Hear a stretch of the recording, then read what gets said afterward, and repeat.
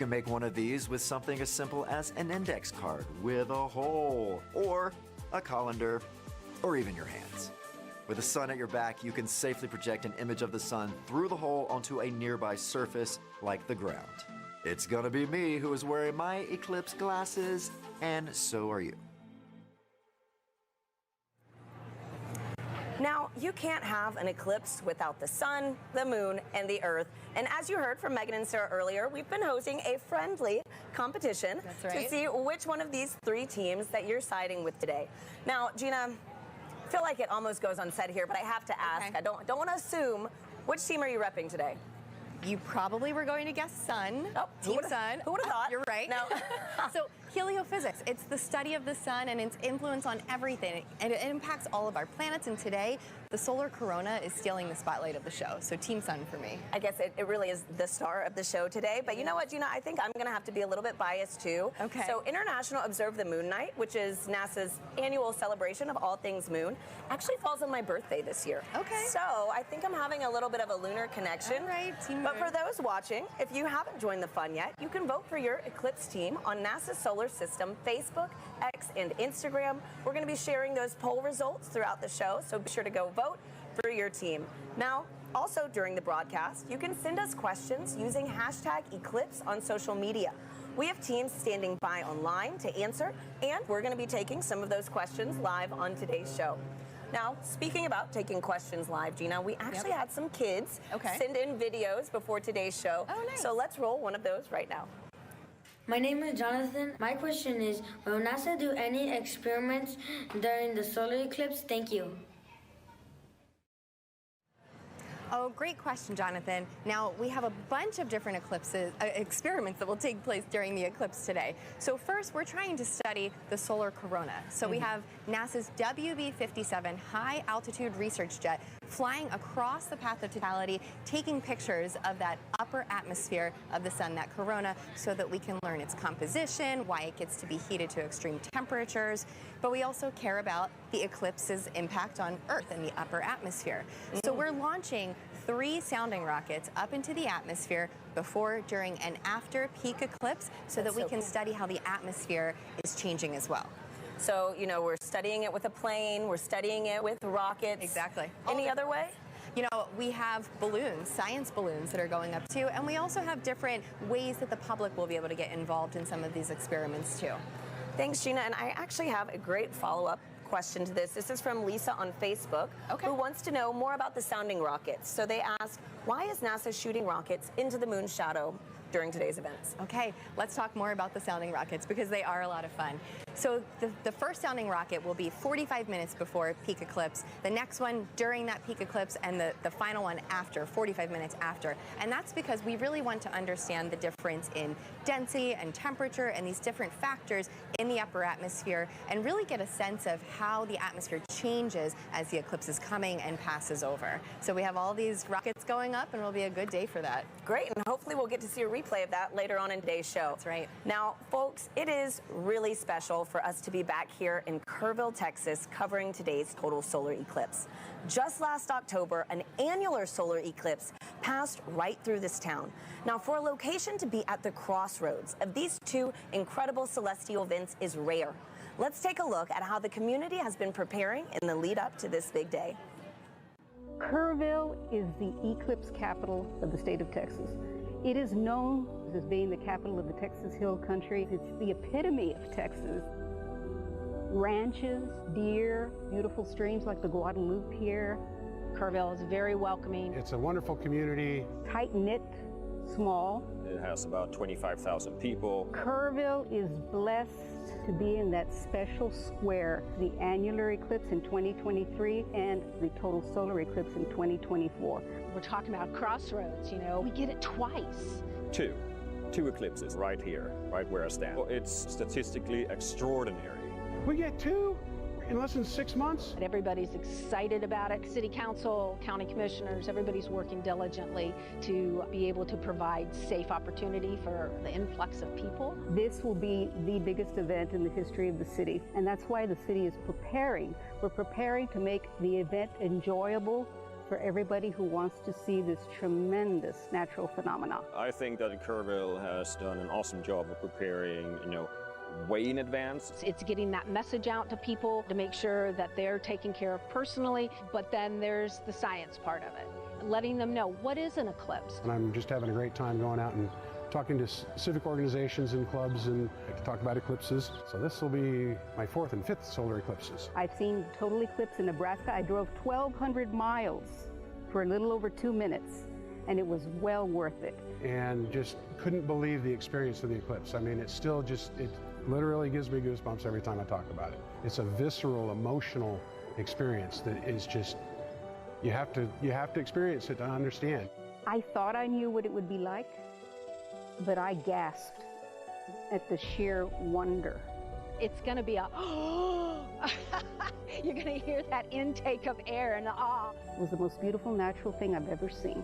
So to have an eclipse basically in my backyard is just, it's indescribable.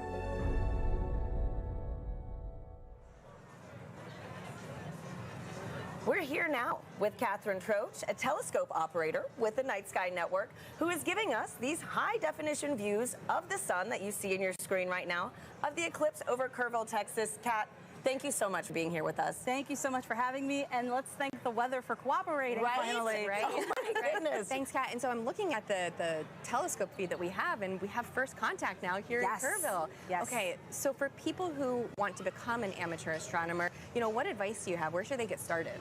The easiest way to get started is to look up Night Sky Network. Night Sky Network has over 400 astronomy clubs in the United States. You would just use our search function to plug in your city and find the club that's closest to you. And if you don't have a club that's close to you, you can use our coordinator tips to start your own astronomy club. Wow. That is awesome. And you know what? For folks, if you want some more details on the Night Sky Network and other things on how to become an amateur astronomer, you can visit go.nasa.gov/Night Sky Network. Now, a fun fact about today's broadcast that I absolutely loved learning was that so many of our telescope views that you're going to be seeing today are from amateur astronomers. And so, Kat, again, on this topic of, sky gazing, I heard that those in the path of totality might be able to witness more than just a total solar eclipse today. Could you give us a sneak peek on what we could expect? Absolutely. So if we have clear skies in the path of totality, as it gets darker, you'll start to see 2 bright points of light. That would be Jupiter and Venus. And then as we get to totality, you'll be able to see the fainter planets, Saturn, Mercury, and Mars. And if you're lucky, you'll be able to catch Comet 12P. Oh, what a crazy, cosmic alignment today, So, man. Great. So for the amateur astronomers that actually want to view today's celestial event, what tips do you have for them? So, of course, you need to have solar protection. You need to have solar-safe glasses. And you need to have solar filters for your telescopes, your binoculars, your cameras. But you can also use indirect viewing, like a pinhole projector box, or you can use a disco ball. A disco ball? Yes. Wait, how does this work? Can you, walk us through this? So as the sun hits the mirrors, and it'll cast a little reflection onto the surface here, you'll see little crescent shapes as the eclipse progresses. That is incredible. We need to keep that disco ball. Oh, yeah. Right? No, seriously. So, Gina, didn't you say you could also use your hands That's at one right. point? You can take your fingers and weave them together to let the light project through so that you can see the projection of the eclipse on the ground. Absolutely. That's fantastic. So a lot of different ways to be able to view today's event. There's no one wrong way to do it, unless you're just using to do it. Just do it. Just make sure you do it safely. And so, Kat, too, earlier you gave me a little reveal of your shirt. It is too perfect for today's show. Could you give our viewers a little taste? Sure, no problem. So if you know, you know. If you know, you know. Totality going on at the moment. Love it. Thank you so much for being here, Kat. Thanks you again for having me. Absolutely. And so now coming up soon, we're going to get our first views of the total solar eclipse as it begins in Mexico, sweeping across North America. We have correspondents all along this path who are going to bring you live into the action as it happens. First up, let's check in with Joy Ung in Dallas, Texas. Thanks to Harry and Gina. So welcome to the Dallas Arboretum and Botanical Garden. I'm Joy Ung, and as you can see behind me, we have a lot of people eagerly waiting for the total solar eclipse. It's so amazing to hear so many people talk about the sun and the moon, and what makes this day even special is that the eclipse gives scientists a really unique chance to do science. So to tell me more, I'm here with NASA scientist Dr. Ashley Greeley. Thank you so much for joining us. Hi, Joy. Thanks for having me. So firstly, how are you feeling about today? I'm feeling really excited. The skies are starting to clear out, and it looks like we might get a pretty good show. Fingers crossed. So earlier in the show, we learned that today's eclipse will look quite different from the 2017 eclipse. We're going to see more structures in the sun's outer atmosphere. So Ashley, can you tell me, why is that different? Why is the sun going to look different, and why is it changing? Sure. The sun goes through phases, which we call a solar cycle, that last roughly 11 years. And those are periods where the sun is less active and periods where the sun is more active. We're entering a time of solar maximum, which is really exciting because that means that the sun is more active. Its magnetic fields are more dynamic. We may see features here, such as streamers, which looks like little spiky wisps in the sun's atmosphere, which we call the corona, and then little prominences, which look like little pink arcs on the surface of the sun. Yeah, we're really excited to see this, and we hope that we'll see some really interesting features. There may be a little bit of asymmetry as well in the magnetic fields, and I don't know, I guess we'll have to find out in about an hour. So the sun is changing. So do those changes affect life on Earth at all? Sure, yes. The sun does affect life here on Earth. We have a term that we call space weather, which applies to the field of study of everything from the sun to the Earth and in between, and how that affects life here. We are fortunate that on Earth we are protected from things coming from the sun by our magnetic fields, which shield us from those explosions that come from the surface of the sun that we talked about. Those can result in really fun occurrences, such as the aurora. There can be some negative side effects, but those are mostly limited to things that are outside our magnetic fields. The storms from the sun can interfere with satellites, and it's something we really have to think about as scientists as we start to plan for putting humans on the surface of the moon or potentially sending them to Mars. Those energetic particles that result from the sun can impact humans, so that's just something that we have to learn about and take into account. So the sun is always there, of course, but why are eclipses a good time to study these effects called space weather? Yeah, eclipses are a really cool time for scientists to be able to study the sun. It's really hard to completely cover the disk of the sun in order to study the sun's atmosphere, especially that inner part of the atmosphere. We're really fortunate that here on Earth, our moon is just the right size and just the right distance from Earth that it can completely block out the sun's disk during total solar eclipses. So we're really able to observe that inner atmosphere in a way that we can't normally. So this event is really exciting for both scientists and the public alike, and that's just such a cool experience to share together. Thank you so much, Ashley. So if you're lucky enough to be in the path of totality, keep an eye out for that sun's outer atmosphere, the corona, and you'll know that you see these spiky features, and it's because the sun is heading towards its most active phase. So for now, let's head to our friends in Russellville, Arkansas. Jasmine, how are things looking on your side?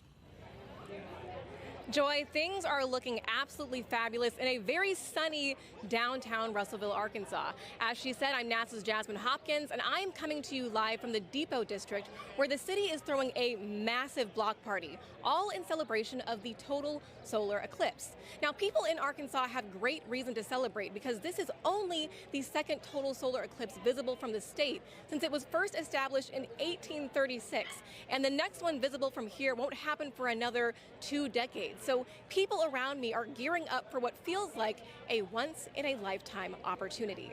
Now, it's not just the residents of Russellville that are excited. On average, the city has about 29,000 residents, but for the past 8 months, they've been preparing to receive upwards of 100,000 tourists right here in the city. Now, of course, NASA has been a big part of that preparation, so to show you what we've been doing to help, I have a video here to show you.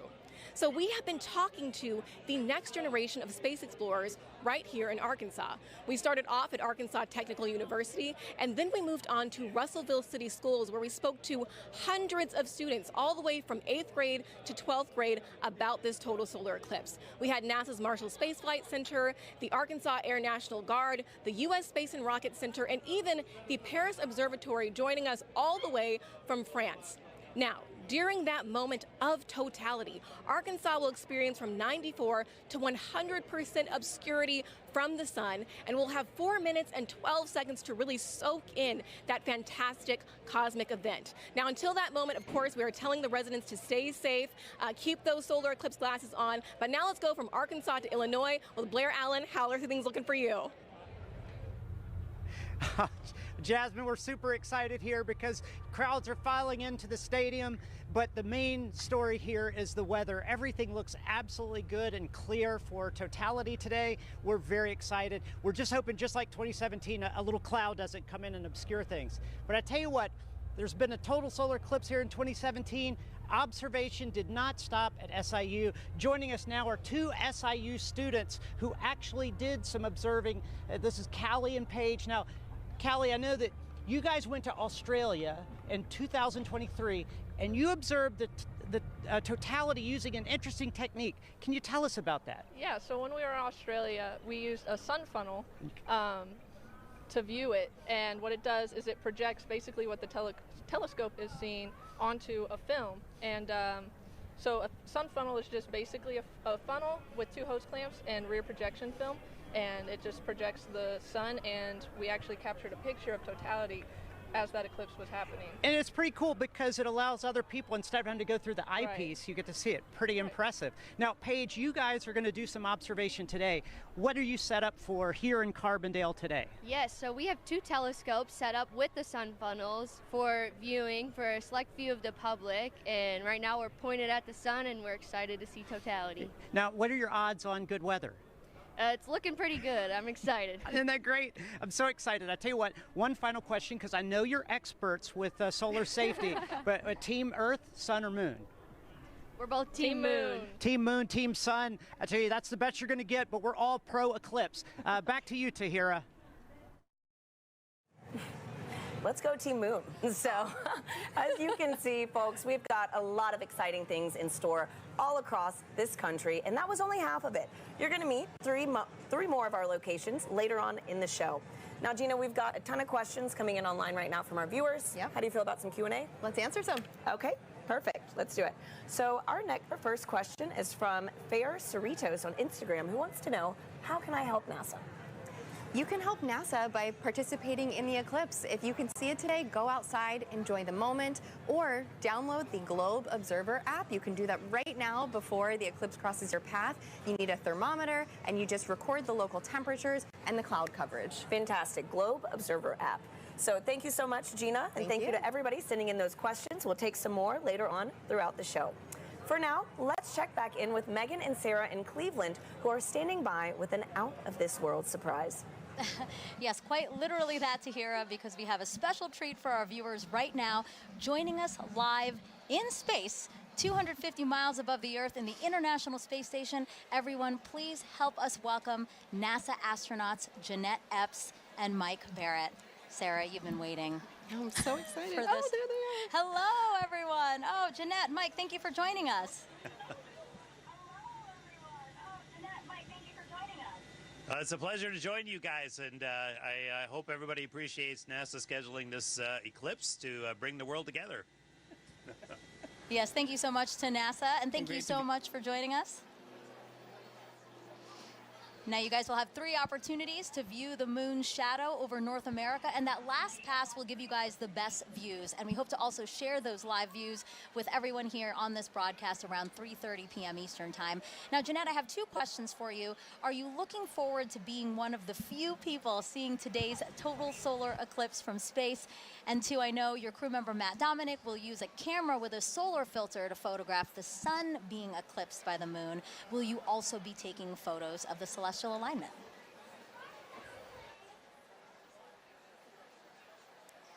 I'm definitely taking pictures of the solar alignment. And I think we're very fortunate to be here at this special vantage point to see such a special event at this time. So I'm definitely excited. What about you, Mike? What's going through your mind as you're preparing to see such an awe-inspiring event?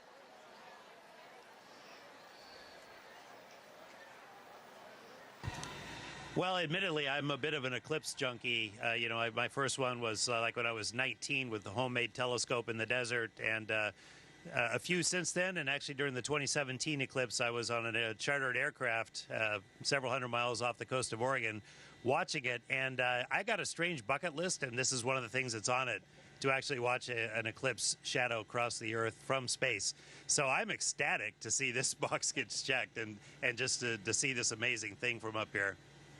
Yeah, the fact that that was actually a box on your list is pretty amazing. And then now it's getting checked. So, for those wondering, this is what the moon's shadow will look like to Janette and Mike. We're going to show you video taken from the space station of the total solar eclipse in 2017. And you can clearly see the shadow moving across the top of your screen there from left to right. We actually sped up the video so you can see more of that transit. This would look a lot slower to them, but really cool. Janette, eclipses give us a unique opportunity to study the sun and how it affects the Earth. Can you tell us about the atmospheric waves experiment attached to the outside of the space station right now?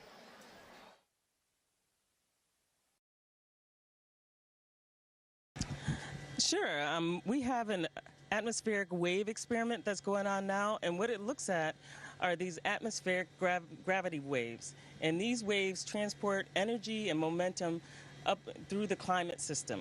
So with the imager on the atomic wave experiment, we're going to look at how these atmospheric gravity waves impact our Earth's climate, how it can impact our space and global and all of our comms, how it can affect our navigation system. And so over the next 2 years, researchers will use an infrared imager to look at the global distribution of these waves as well as their characteristics.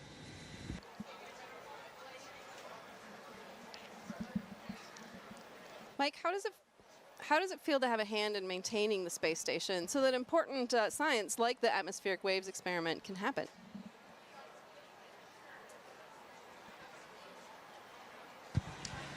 Well, of course, the main reason we're up here is actually to conduct that science. We maintain the station to keep this platform what it should be, what it was built to be, which is a vibrant laboratory, which covers so many different disciplines on the inside and the outside, like the gravity waves experiment. I mean, it's an honor and a privilege, as much as anything, to have a hand in that science, and we end up being basically the eyes, the hands, the on-site presence to conduct that science. And we get to be the first to see results of just amazing things that are years in the making by a bunch of really smart, ambitious scientific teams on the ground. So that's really where the joy is. Maintaining the station is just like maintaining a research ship, something I actually quite like. So I feel very much at home in that role. It's still blowing my mind. I mean, we're here in Cleveland, Ohio, live. You guys are up in space in the International Space Station. I can't believe the opportunity that has been afforded to us, and I hope our viewers really enjoyed this time with you. And I hope you enjoy the show from up there.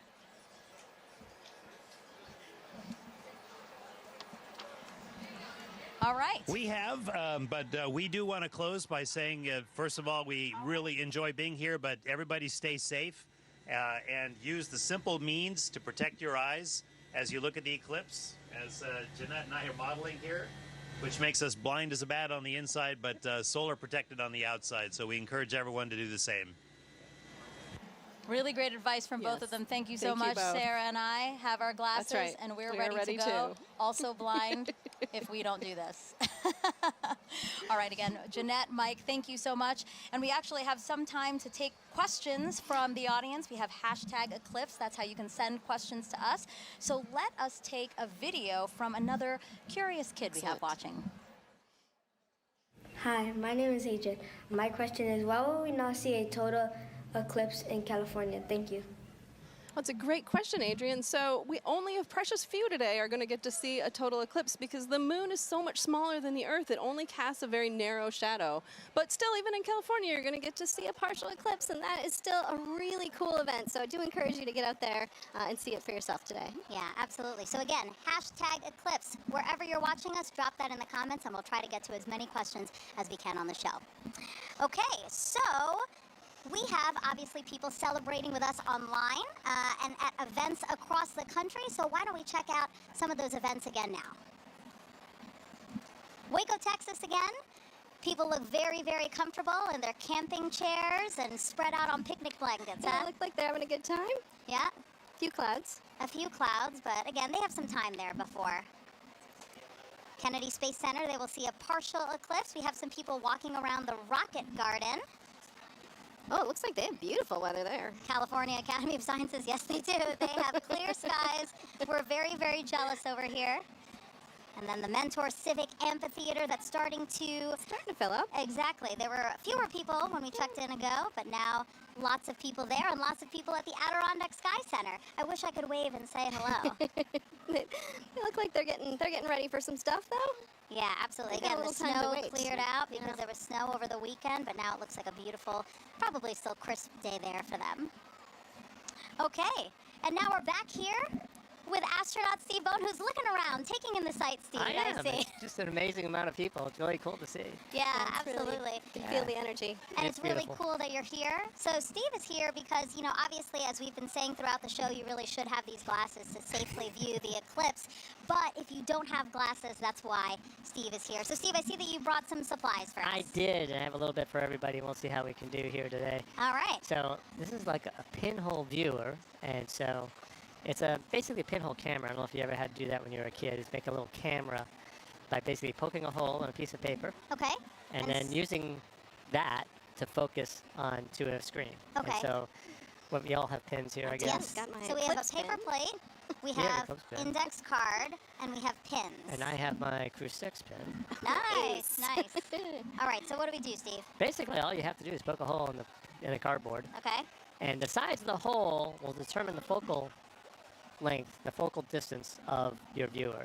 And it has to be big enough that the light will come through. And it's sometimes hard to do if we don't have like direct sunlight. So you want to make sure you have a big enough hole. I think that'd probably be enough. And then what you'll end up doing, if we had the sun, you could basically over your shoulder, don't look at the sun. Sun behind us. Sun behind us. Yes.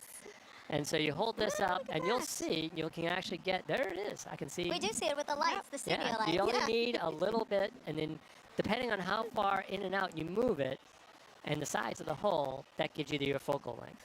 Got it. Just like a lens. And basically, like we're saying with the studio lights, if something were to pass over the studio lights, that same shadow essentially would be projected through Absolutely. the index card right now. That's how you safely watch it. That is a good, safe way to watch it. There's a lot of other ways to see it as well. I know And, that. Oh. I have that. I'm prepared. Colander, right? Yeah. So that's a lot of fun because if you're in an open area like this today, and you don't have your glasses or you just want to see something really cool, again, put it over your shoulder and hold it. You'll get a big array of all those little eclipses happening on the ground below you. Yeah, actually, I think we have a picture of that. I'd love to see that because really it is Yeah, a it's very, pretty. perfect. Look at that, Steve. Oh, yeah. Well, I mean, even if you don't have anything, right, you can actually use your hands to make your own sort of improvised pinhole camera. Absolutely. That's amazing. And, you know, I was explaining a little bit ago that in my own yard during the annual eclipse, when I was out working in the yard, and I said, hey, there's an annular eclipse going on. So I went under a tree, and I was looking at a tree, and then on my driveway, all these little eclipses, just that's hundreds of them. amazing. Yeah. And it's Beautiful. absolutely amazing pictures. Great. So I hope if So- people have trees near them, they can take a look at that. Steve, thank you so much You're for very being welcome. here. We really appreciate it. Have a great day. All right, so the eclipse is getting closer and closer to the west coast of Mexico. We will experience totality there at Mazatlan, in particular, 2:07 p.m. Eastern Time. So let's head back over to James at our eclipse board for another look at the path of totality. Yeah, thanks so much, Megan. A lot coming up very soon, and make sure you know exactly when to go outside to observe that totality if you're on our path, or even right now if you're experiencing a partial eclipse. I've got in our Eclipse Explorer here, I can zoom out just a hair here to show you this. I've got our penumbra on, so this is all the places inside here already experiencing a partial eclipse. You've been seeing some great feeds from our camera in Mazatlan, Mexico. They've been experiencing that kind of crescent sun for a little while now. They're just about 20 minutes out from actually experiencing totality itself. They're going to have a long window where they are 4 minutes and 17 seconds. For some context, back in 2017, the last eclipse that swept across America, the longest time was only around 2 minutes and 40 seconds. That was in Carbondale. This time around, some very long times, just a little bit northwest of Torreon, Mexico. They're going to get upwards of 4.5 minutes. A lot of time to really observe it, but just make sure that you know when to be outside. And as always, access that tool at go.nasa.gov/eclipse explorer. This is going to keep moving on. You see this little thing. I have this actually running in real time. This is our shadow of totality. This is going to continue to move further and further to the northeast and actually make landfall in just a few moments in Mazatlan, Mexico. As you've seen all throughout the broadcast, we've got correspondents all up and down the U.S., all the way up to Maine, covering this live. Very excited to continue tracking this. Make sure you know what's going on here. But for now, back to you, Megan. All right, thank you, James. So now let's introduce you to more of our correspondents along the path, starting first with NASA's Lauren Ward, standing by to show us what's happening in Indianapolis, Indiana. That's right. Thanks, Megan. We are at the Indianapolis Motor Speedway in Indianapolis, Indiana. It is a gorgeous day. Behind me, I have over 50,000 people here to spectate today. Today, we are waiting for a spectacle that is of a celestial kind. Of course, this is most known for the Indy 500, but we are waiting for something a little bit special today. With me, I have the 2016 Indianapolis Motor Speedway winner, Alexander Rossi. Good to see you. Good to see you. Thank you so much for having me. It's great to have you. So the Helio Big Year is a celebration of sun science and how the sun touches everything, including IMS. So tell me, the track when you're doing a qualifying round is about 4 minutes long, which coincidentally is the length of Totality. So tell us, what is it like being on the track? You know what? The sun plays a huge role in determining the performance of the car based on the track conditions. So we actually, when it's a day like this, as much as it's beautiful for the fans, it's actually very difficult for us as drivers, because as the surface heats up, the oils come to the top of the asphalt and it actually becomes slippier. So that's surprising to people. They think that temperature would mean grip, but it is until a certain point. And then once it kind of crosses over 100 degrees on the surface, you start to actually go the other way. Wow. And tell me about those tires. How does the sun affect those? So we use slick tires. So Firestone tires are slick. On a road car, you have tread, right? Because they're supposed to be used in all conditions. Slick tires actually have a bigger contact patch, more surface area, so they generate more grip at a temperature, right? So they operate between 180 to 230 degrees Fahrenheit. Again, the sun is good until a point. When they go over that 230 degree mark, you start to lose that grip again. Ooh, all right. Well, we have a little competition going on today. We're trying to determine whose big day is it. Is it the sun's, the moon's, or the Earth? So my question to you is, are you Team Sun, Team Moon, or Team Earth? That's a hard one, but I'm going to go Team Earth. You know, I just think we're so lucky, especially today with the people that are around us here, to be able to witness what we're about to see. Go Earth. Go Earth. You heard it here first. All right, guys, thanks. We'll be back here. Daryl in Niagara, over to you. All right, thank you very much, Lauren. Just 500 miles northeast of you, we are here at Niagara Falls, right next to the Niagara River. This is a special location for a lot of people because it is a once-in-a-lifetime opportunity to see a natural wonder set against a celestial one, the solar eclipse. And so let's talk first of all about the natural wonder, and it all starts right here. Look at this massive river and the amount of water that's moving through here. 500,000 gallons of water, 500,000 bathtubs actually going over the falls at every 60 seconds. It's tremendous, the flow here. It interacts with the air, it hits the rocks, and it also, you know, it flows up a mist column that is omnipresent. This is always here. So one of the things that eclipse watchers want to see is, how does it interact with the light? Will we have a pink rainbow because only prominences from the sun will be seen and they're pink? We'll have to see about that. One thing we do need is a little bit better cloud clearing around here, because we do have some cloud cover. But that's okay. People who have gathered here are excited and they're hopeful that it will clear. Who's here? Well, I want to show you our camera from about 500 feet away. Look at all my friendly eclipse watchers. Are you guys ready for an eclipse? Yeah! Whoa, I love the energy. We could use this energy to blow the clouds out of here. As our camera backs out, you're looking at Terrapin Point, and this is the lawn here. It's roughly the size of a football field, and everybody who's here, a lot of people came in at 6 a.m. this morning. They currently cut off the park from anybody from coming further into Goat Island here. So this is the max capacity that we're at right now. It's that popular. Over to the other side, our friends from Canada. Look across the river gorge, about 1,000 feet away. Niagara Parkway is lined with people. So it's a beautiful shot over there, and we really appreciate our Canadian friends who have joined us. Now, this isn't just about the solar eclipse. We've been here for the past week, and we were at locations all across Niagara Falls, 12 to be exact. Take a look at this video. Crowds of people packed the Niagara State Park Welcome Center, where Commander Munikin Campos, the mannequin who flew around the moon during the Artemis 1 test flight in 2022, was on display. Our partners at the Canadian Space Agency sent kids virtually to space all week long. And NASA experts from the Kennedy Space Center gave presentations and talks at places like the Niagara Aerospace Museum and libraries across the area. The outreach was a huge success, with thousands of people participating in the events and passing through our exhibits. And we just want to thank everyone who came out to see us at all our locations, and we hope you left a little inspired about space exploration and a little wiser about all NASA's missions. Okay, coming up, we've got a very special guest for you who's going to share the eclipse with us, CSA astronaut Jeremy Hansen. He's going around the star today, the moon. Not the star, the sun, the moon. The star of the show, I should say. He's going to be here. He's interacting with the public.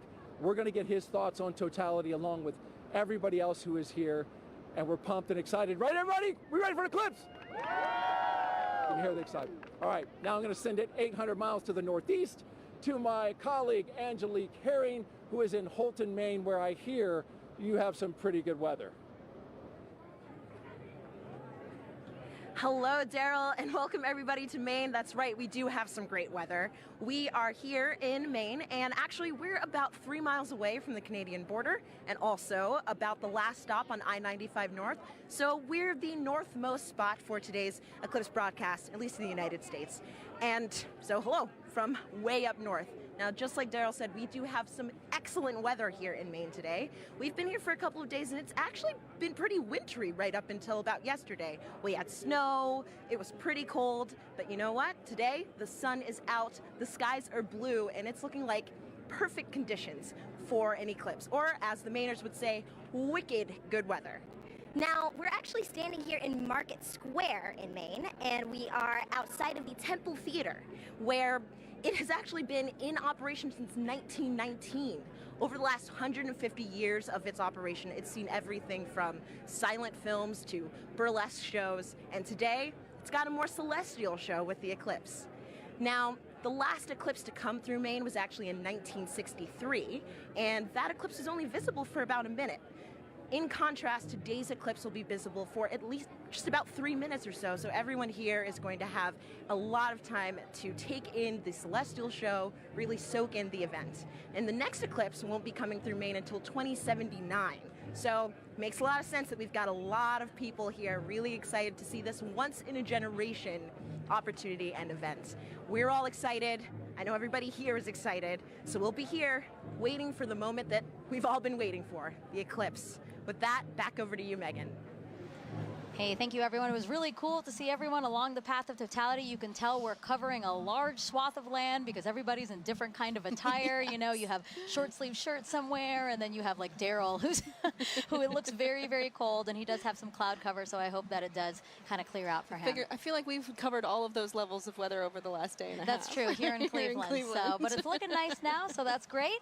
And actually, if you were watching our screen here, we just had a view of the eclipse in Mazatlan, Mexico. In about 10 minutes, that's when we'll start seeing totality in that area. And in that time, the U.S.'s top doctor is encouraging everyone to try and watch the celestial event for our physical and mental well-being. Hi, everyone. I'm U.S. Surgeon General Dr. Vivek Murthy. I'm thrilled to be joining you today as you gather to experience a truly awe-inspiring event, the last chance that we'll have to see a total solar eclipse in the contiguous United States for the next 20 years. The sun is a universal source of light and life. It contributes to our physical, mental, and emotional well-being, and it unites all of us. Today, no matter where you're watching from, whether it's along the path of totality or a partial solar eclipse, you are sharing the experience with millions across the nation. And moments of connectedness like this truly matter. Last year, I issued a Surgeon General's advisory warning about the public health crisis posed by loneliness and isolation. I shared that our connection with one another is a powerful force that can help protect against the damaging physical and mental health impacts of loneliness. What better reason is there to come together with friends and loved ones than to share a once-in-a-generation experience like the solar eclipse? This is an experience that will stay with you, precisely because of the awe that it inspires. Awe allows us to step outside of ourselves, giving us fresh perspective and opening us up to connections. So grab your eclipse glasses and let's enjoy this moment together. Some great advice. Thank you so much. All right, we have time for other #Eclipse questions. Sarah, are you ready? I am absolutely ready. All right, let's take a look at this video from a familiar face. Hey everyone, I'm Scarlet Johansson, and I play a NASA Public Affairs Director in the new film, Fly Me to the Moon. I hope everyone is safely enjoying today's eclipse. I actually have a question about the moon for NASA. So during a total solar eclipse, I've heard that craters and features on the moon play a role in what viewers see on Earth when the moon blocks the sun. So why is that? Question, Scarlett. So yeah, as we, the moon isn't a smooth marble. It actually has big, high mountains and valleys, these craters. And as we approach totality, sometimes you'll hear people talk about Bailey's beads, and these are the last few moments of sun creeping through those deep valleys. Yeah. Just before we hit totality. Yeah. Absolutely. Thank you so much. It's so great to have you here to answer some of these questions, and we plan to take more if you send them in. #Eclipse again. Okay, if you're just joining us, I'm NASA's Megan Cruz, and this is NASA lunar scientist Sarah Noble. And as you can see, you are watching the official NASA broadcast for today's total solar eclipse. And we are in the heart of downtown Cleveland, where NASA is celebrating this celestial alignment. Take a look at our shot from the air. That is how many people who are just here at the Great Lakes Science Center alone. So many more spread out throughout Cleveland, because again, the last time this city had a total solar eclipse was 1806. But again, just down the road, we have the only NASA center in the path of totality. So Administrator Bill Nelson, so great to have you here for this celestial event. Thumbs up. Thumbs up from the administrator. Now, Administrator, why are solar eclipses so unique, such a unique opportunity to study our sun? Because you have the alignment of 3 celestial bodies. And unique things happen when that occurs. And it has a profound effect here on Earth. Just think about it. In the middle of the day, all of a sudden, it gets totally dark. And us Earthlings are not accustomed to that, and nor are the other little Earthlings. Right. All the animals. But it's also an opportunity for us to study much more one of those celestial bodies, and that's our star, our sun, and our star in our solar system. And we can find out more about that gaseous explosion that's coming out from the core of the sun when we can see it better. And we can see it better because we're not looking at the bright ball.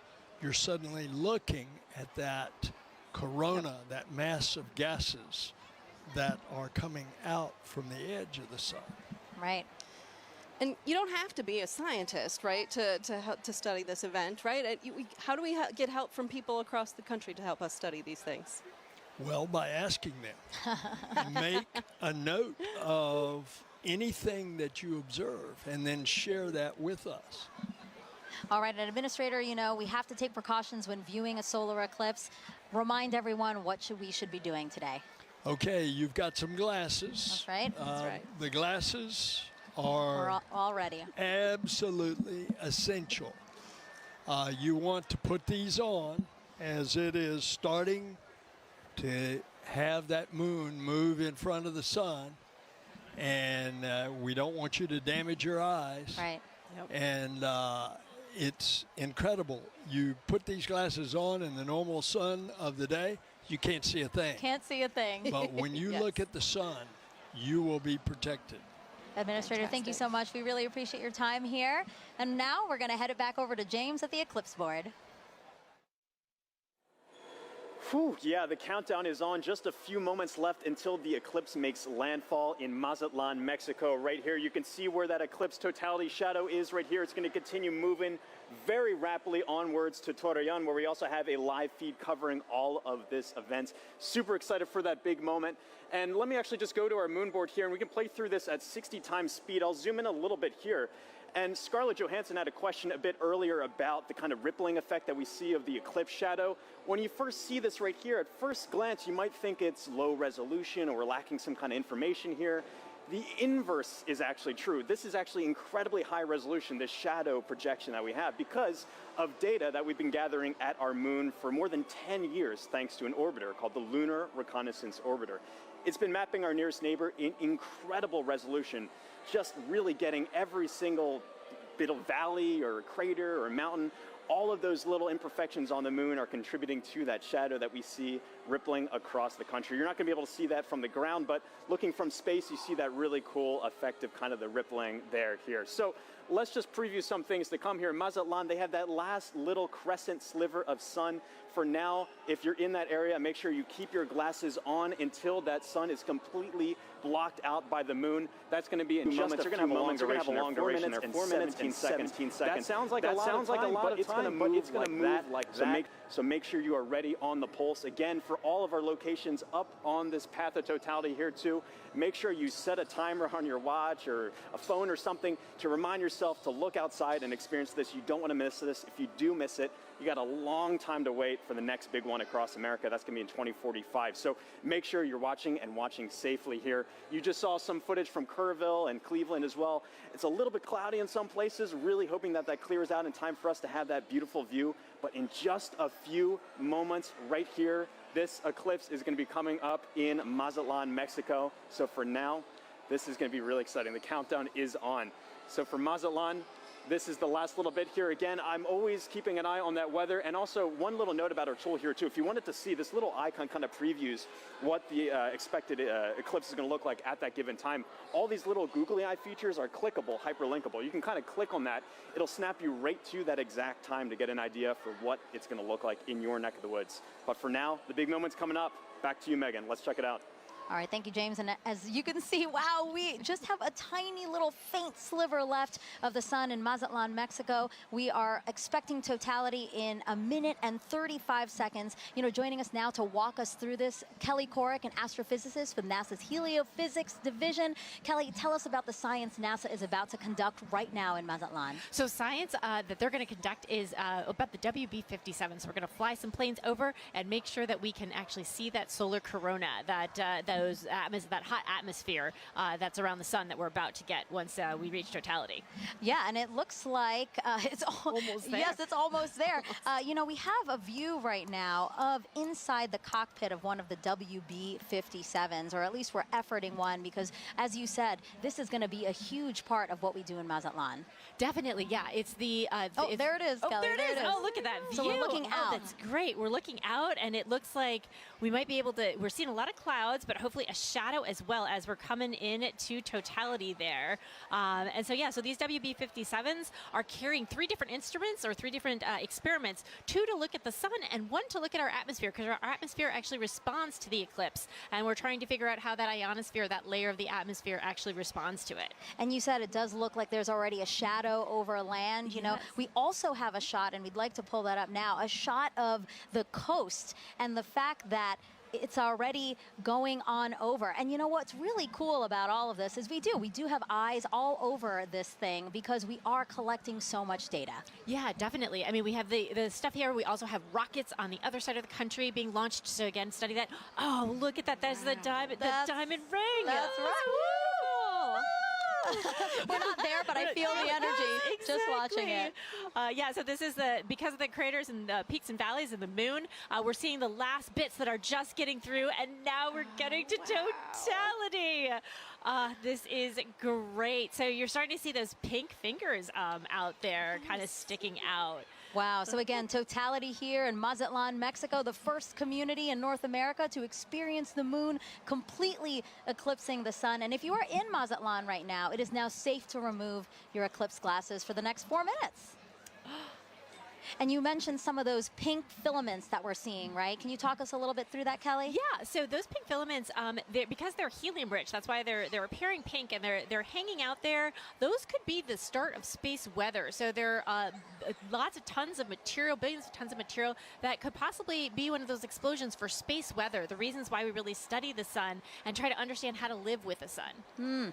Well, can you explain why space weather is important to us here on Earth? Definitely. So it's not just satellites that are interested in space weather. It's also our power grids because of those energetic particles coming from those big explosions that could happen in the sun. That could damage our power grids. It could also do things like interfere with GPS signals. And I know we all use our phones to navigate everywhere. So if we didn't have that, that would be a big problem. So we're looking to understand it better so we can all mitigate all those things. Some of the movement we're seeing here is just our telescope operator adjusting because, again, they needed to make some changes for before Totality. Now they're viewing it a different way, and then after Totality, we might see some shakes there as well. But I really just cannot believe how crisp it is. As we said, it's not a marble, but I mean, just the view of it is so crisp with these little, again, those filaments are just amazing that we can see that to such accuracy, you know? Right, definitely. And also the white fuzz. I mean, you're seeing something that's 1,000,000 degrees just hanging out all around the sun. And, 3 billion Earths can fit inside of there. So there's a lot of atmosphere there, all around there, just hanging out, being very warm. And so, one of our mysteries is, and one of the B-57s are addressing. There you go, WB-57, our pilot. Yeah. He's flying. So basically, Kelly, he is going to fly and try to chase down the shadow for as long as possible, keep up with it as long as possible. Exactly. The shadow is much faster than the plane. However, they can chase it for a while and get an extra 2 minutes. So on the ground, we can only get 4.5 minutes, and they're going to get 6.5 for that plane. I love that they're waving to us. Oh, there you go. And now we're flipped. Now we're seeing the front. So again, they are in night. I mean, it looks very dark with only some light in the horizon, yeah? Right, yeah, and that's what we'll expect wherever we see Totality. Is the night sky is very dark. You might even see some planets or stars, and then you'll see like twilight all around in 360 degrees. What an amazing vantage point as well. My gosh. I'm very jealous. Kelly, are you jealous? I kind of feel like you're jealous. I'm kind of a little jealous. Yeah, I kind of want to, see if I can make a faster plane so we can, follow it the whole way. Plus, they're up above the clouds, so they don't have to worry about the clouds. Exactly. Well, I do want to say a big thank you to the WB-57 pilots and the whole team supporting them for that great view. That was awesome. Kelly, you have a wealth of knowledge when it comes to the sun. And for those watching, if you're interested in learning more with her, check out her and other experts featured in the Sun series of NASA's Curious Universe podcast. And that QR code will pop up on the screen, and that'll take you straight to the episodes.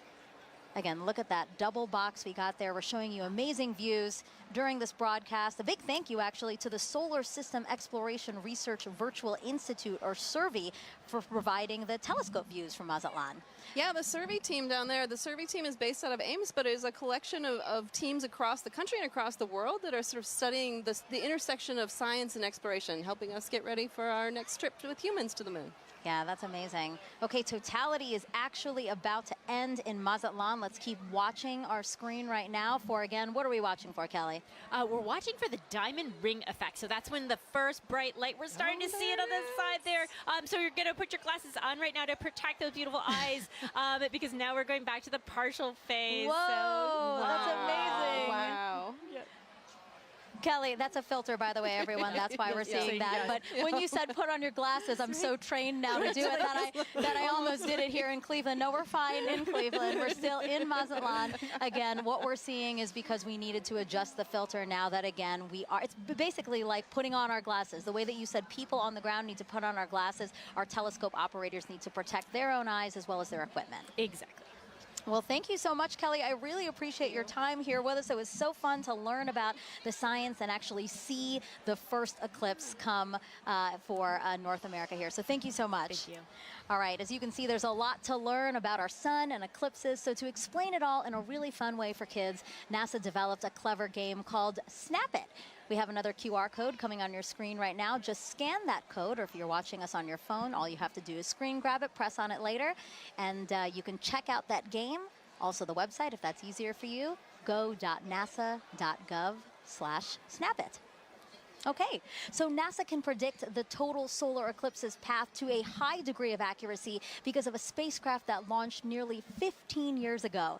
This same spacecraft is now helping our Artemis 2 astronauts who'll be orbiting the moon next year.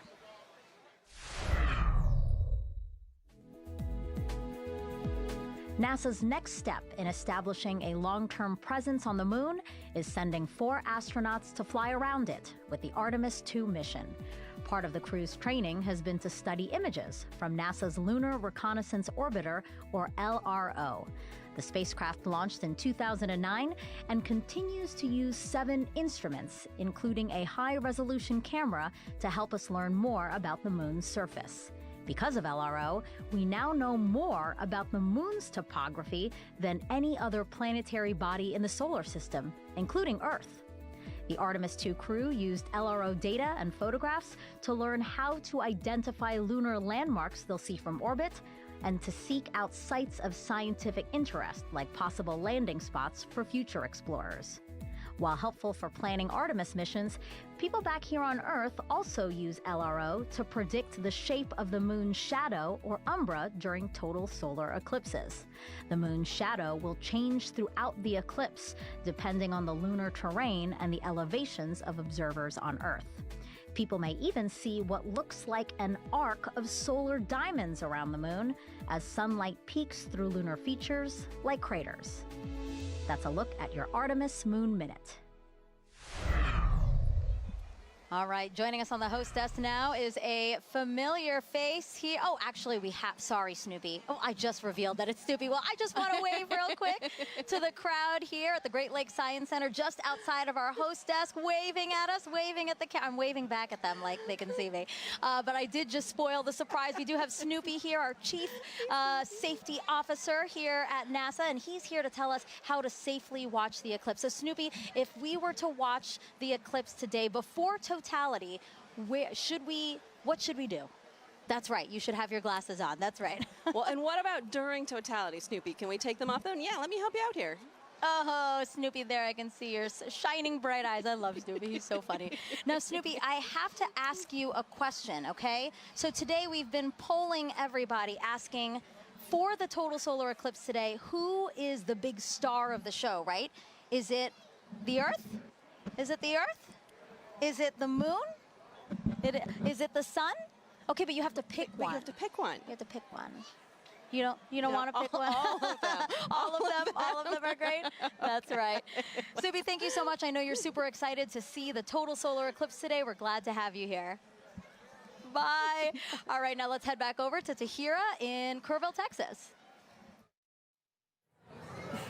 All right, thanks, Megan. I mean, what an incredible view from Mazatlan, Mexico. That was amazing. And folks, as you can see in your screen right now, we are less than 1 minute away from the eclipse crossing over Torreon, Mexico. Gina, how fast is this moon shadow moving right now? I mean, it's flying. It's going about 1,900 miles per hour as we're chasing it across the U.S. That is incredible. And so, you know, in Mazatlan, we were able to see the diamond ring effect. That's right. It was beautiful. Beads. So hopefully we'll be able to see that in Torreon right now. Yeah, we're watching that live feed. Yes, just to see this sliver crossing over the moon. That's right. We're getting so close there. Hopefully we'll see that diamond ring too. Wow. Look at this. And so we're about 10 seconds away. Here we go. Let's take it in. Wow. What a spectacular. Going into Totality. Wow. There you have it. We are in. Yep, that diamond ring came through, and we see a little bit of those Bailey beads too as we're looking at it, those kind of the lights trickling through around the surface of the moon, coming through the peaks and valleys. So what are we viewing on the left-hand side? this almost pink color effect. Right, and so as we just heard from the last totality, you know, these pink fingers are popping out a little bit, and those are those solar prominences. They're appearing pink because of the helium rich, but we can see it. Let's focus on the corona here, that glow that we're getting, and we can see basically these streams that are coming out, a lot of that energy and brightness that we do not have the ability to see on a day-to-day basis. So with this total eclipse, we're able to see that corona nice and bright coming through in Torion. That is just a magical view. Oh my goodness, It Gina. is. Gina, okay, and so we've got so many questions coming in online right now from viewers watching this.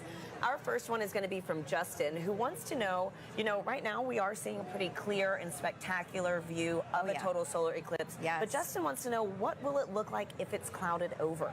Right, so the view that we're getting right now, you won't be able to see that if it's clouded over, but you will have effects going on, right? You'll get a change in the temperature, so the temperature will drop. It'll still get darker as well. It's already getting dark here in Kerrville. I mean, we have some cloud coverage, right? Yeah. And we're feeling a little extra wind. It's noticeably darker despite the clouds that we have, so you'll get some of those environmental effects, even if it's cloudy where you are. And so a great follow-up, we've got Halloween Ghoul on YouTube who wants to know, again, will the temperature change during totality, which I know you mentioned that it will get a little bit cooler. Yes. But do you know about how many degrees we can expect? Yeah, it depends on the location, the humidity, multiple factors, but it can change by about 10 degrees or so, depending where you are, maybe even a little bit more than that. And, we're feeling a little chilly kind of where we're sitting compared to what it was earlier. And, I mean, I'm just staring at this view of totality that we have in Torion. So we're about halfway through totality right now in Torion, Mexico. And again, I know folks said that this is almost double totality than 2017, right? That's right. And so in 2017, we had a little more than 2 minutes. So we're lucky enough this time that we have over 4 minutes in some places too. This is so beautiful. And so our next question from Sibel on Instagram wants to know, why is the sun more active right now? So the sun is more active because we have an 11-year solar cycle. The sun goes from solar maximum to solar minimum, where it's changing its level of activity. Oh, and as you're seeing the screen, yeah, so I see in that the bottom right there, we can see that prominence extending out. And as we heard earlier in Mazatlan, that is potentially the beginning of space weather activity. So we're talking about solar maximum. If there's a time to see any of that space weather activity during the total solar eclipse, this is the time to do it. So let's watch that as we go through totality in our other locations too, and maybe we'll be lucky to see some of these features change for us. That is so beautiful. It is. And so Gina, too, how we're in a higher cycle. Solar cycle right now. How many years, is that fluctuation? Right. The solar cycle goes on for 11 years when it peaks in activity, and that's where we are, where the latest predictions are that we will reach that maximum sometime this year, and then it'll decrease in activity going back down to solar minimum. And so, Gina, I've got time for one more quick question from Christopher on X, who wants to know which other planets have the best eclipses. Oh, okay. Well, that's right. So eclipses don't only happen on Earth. Let's talk about Mars, for the fact that Mars does have eclipses when the moon crosses in front of Mars. Mars has 2 moons, and the rovers on the surface have captured images of those. But no other planet has a view quite like this, right? Nope, that is special for us. Just the distance and the size of the moon makes it such that it will completely block the sun as it's doing today. Wow. And you can see there's that diamond ring effect as we are coming out of totality in Torion. What an incredible Wow, it's a bright one too. Look at that. That is a bright one. So is this a Bailey's bead, or? So that's going to be that diamond ring, just how bright it is. Bailey beads are a little bit smaller as they kind of bubble over the surface, but folks who are in that location should have those safety viewing glasses back on so that they can now view the partial eclipse that they are experiencing. Well, that is fantastic. And the next time we see this eclipse, it's going to be right here in Kerrville, Texas. So folks, the countdown is on. We've got about 10 minutes until we see this with our own eyes. You can hear people Yes, big moment right here in Kerrville. For now, let's check back in with Lauren at the Indianapolis Motor Speedway. Thanks to Hira. We are getting close to eclipse ourselves, but for now, we have a very special guest, NASA's very own Pam Melroy, Deputy Administrator and former astronaut. Pam, it's good to see you. Oh, it's great to be here. I'm so excited. It's very exciting. So what's it like being in Indianapolis for an exciting event like this? Well, it's a beautiful day here. And I love the fact that we're here with thousands of people in the Indianapolis Motor Speedway. But we're joining with millions of people around America looking up together to the sky. Absolutely. And tell me, is this your first eclipse? It's not my first eclipse, but it will be my first totality. Oh. I've seen several partial eclipses, but there's something mystical and mysterious and in some ways unifying about a total eclipse, and we're all going to feel it together. Absolutely. We could not have lucked out more on this weather today. So as a former astronaut, we know that sun science and space weather are very important to keeping our astronauts safe. What is space weather, and why do we care about it? What is NASA doing to study it? Yeah, that's right. It's actually very important. It is of concern for astronauts who are in space because they experience the radiation of the sun that comes from solar flares and solar weather. But the reality is it's also affecting life here on Earth. It impacts the upper reaches of our atmosphere called the ionosphere, which is an electrified part of our atmosphere that is a conduit for communications. It's critically important. It can even affect power grids. And of course, if you ever have seen the Northern Lights, you've seen the effect of solar weather. But really the focus for today is where that solar weather starts, and that's in the corona, the sun's atmosphere. It's very unusual, and we don't exactly know what's happening because the sun's atmosphere is millions of degrees hotter than the surface of the sun. So we are hoping to learn today more about how that happens and why that happens so that we can better predict those solar flares and those things that impact us here on Earth. Yeah, that's all extremely important and something that we're learning a lot today too. Pam, thank you very much for joining us today. Thank you. As we've learned, solar eclipses are very important to learn for many, many reasons. We have radio telescope operators who are studying the eclipse today for this very reason. Let's take a look at that work. When the moon blocks the sun during a solar eclipse, there is a noticeable impact on Earth's upper atmosphere, known as the ionosphere. These changes can affect radio communications, including amateur radio, also known as ham radio. Ham radio is a way you can talk to people all around the world. You set up a radio and antenna. You talk into the radio sends a signal up to the antenna sends the signal up to the sky. It bounces off of the electrified layer of the sky back down to Earth, where you can talk to the person on the other side. During the 2024 Total Solar Eclipse, the Ham-Sci Citizen Science Project is inviting ham radio operators to transmit radio signals. The goal is to have people make as many radio contacts as they can with operators in different locations during the celestial event. By recording how strong their radio signals are and how far they go, ham radio operators and scientists can learn about how the ionosphere changes during solar eclipses. Sometimes you can talk around the world, and sometimes you can't. And that's all based on what the ionosphere is doing, what the sun is doing. When it works and you are able to talk to these faraway places, I find that really magical. To learn how you can participate, follow Do NASA Science on X and Facebook.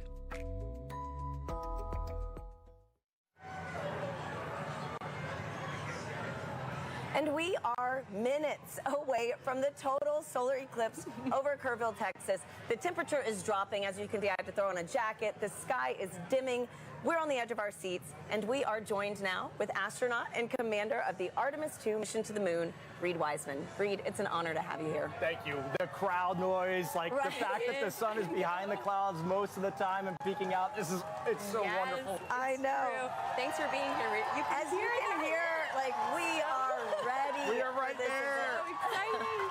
So tell us, Reed, obviously everybody is excited, but have you seen a total solar eclipse before? Never a total, so I will share this darkness with you and this whole crowd the first time. Oh my wow, this is incredible. That's so great. what considerations do you and your fellow Artemis astronauts need to think about when related to the sun when traveling back to the moon?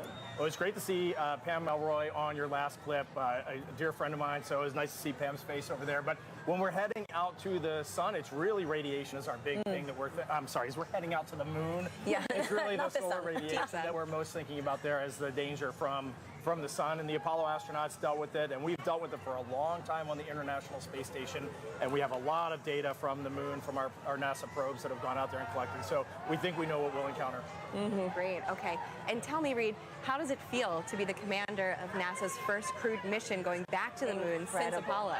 I'm flying with Victor Glover, Christina Cook, and Jeremy Hansen, the Dream team, yes. I know, so every day that I go into work, I won't say every day is easy, but every day is fun, and I'm flying with people that have principles, they have integrity, and they have just so much knowledge and professionalism. It's a dream come true. And getting to work with the whole team, the international team, it's the best. Wow. Well, thank you so much for being here with us, Reed. You know, really quickly, do you have any advice for anybody that might want to follow in your footsteps one day? We always say that you have to find that job that you love, go all in on it, live your best life, be as good of a professional as you can, and someday apply for the program. And we look forward to seeing your application come across our desk. Thank you, Reed, and good luck on your upcoming mission. Thank you. Great to be here. Now, if anybody feels like reaching for the stars, NASA is actually currently accepting applications to be an astronaut. You could one day travel to the moon and eventually to Mars. From teachers to scientists to even those in our armed forces, we are looking for a diverse group to take humanity farther into the cosmos. You can apply now through April 16th by visiting go.nasa.gov/astro2024. Now, timing is everything when it comes to pulling off successful science during an event like today. Let's hear from a very special guest who also knows a thing or two about perfect alignments.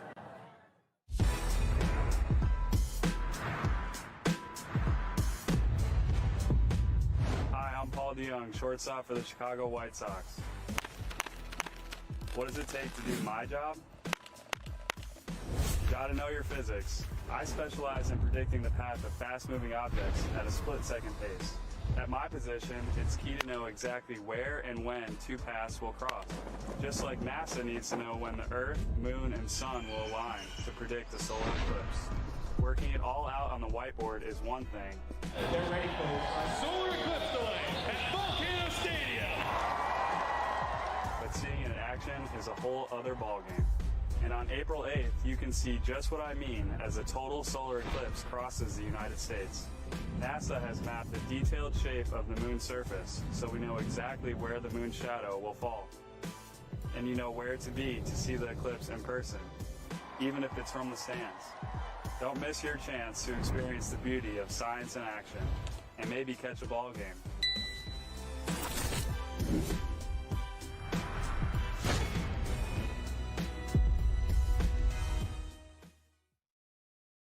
You actually can't see it. We are 2 minutes, under 2 minutes actually, away from Totality here in Kville, Texas, which will mark the start of our eclipse coverage across America. Now, folks, we have a little bit of cloud coverage right now in Kville, so we are showing the Dallas feed. But again, we're holding out hope. We are. Gina and I are thrilled to be here with Dr. Nicola Fox, who is the Associate Administrator of NASA's Science Mission Directorate. Nikki, thank you for being here. Oh, I wouldn't be anywhere else. Thanks for being here, Nikki. So tell us how the science conducted today will really impact the future of exploration at NASA Science. Oh, wow, there's so much that we're going to be doing today. We're going to be studying the sun. We're going to be studying the Earth's atmosphere and how that changes. You can see it getting dark here. And, you know, we've got these little magnetometers. They're going to be all across. We have 30 of them all the way across. I'm going to hold it up. Very nice. Love magnetometers. Magnetometers, and we're gonna be having these all the way across the path of Totality. And it sounds like we should go. We should get up. Oh my goodness! Let's go! Let's go! Oh my goodness! Less than a minute. Oh my goodness! Wow. Okay. All right. Glasses on, Nikki. Yes. Yeah, or glasses no? on, but we're about to get. Yeah. There's some cloud there's coverage. some cloud coverage. It's trying to peek out. It is trying. It is trying. It is trying. Windy, it is getting for dark sure. here. The wind's picked up. You could actually see the birds started flying in a very weird pattern a minute ago. Good point. Come on, clouds. Everyone's screaming. Yes. You know, I might have to switch to Team Sun. Come on. Oh my goodness. We're there. We're nearly there. Okay. Here we go. Wow, out. The crowd is counting down. Wow. Yes.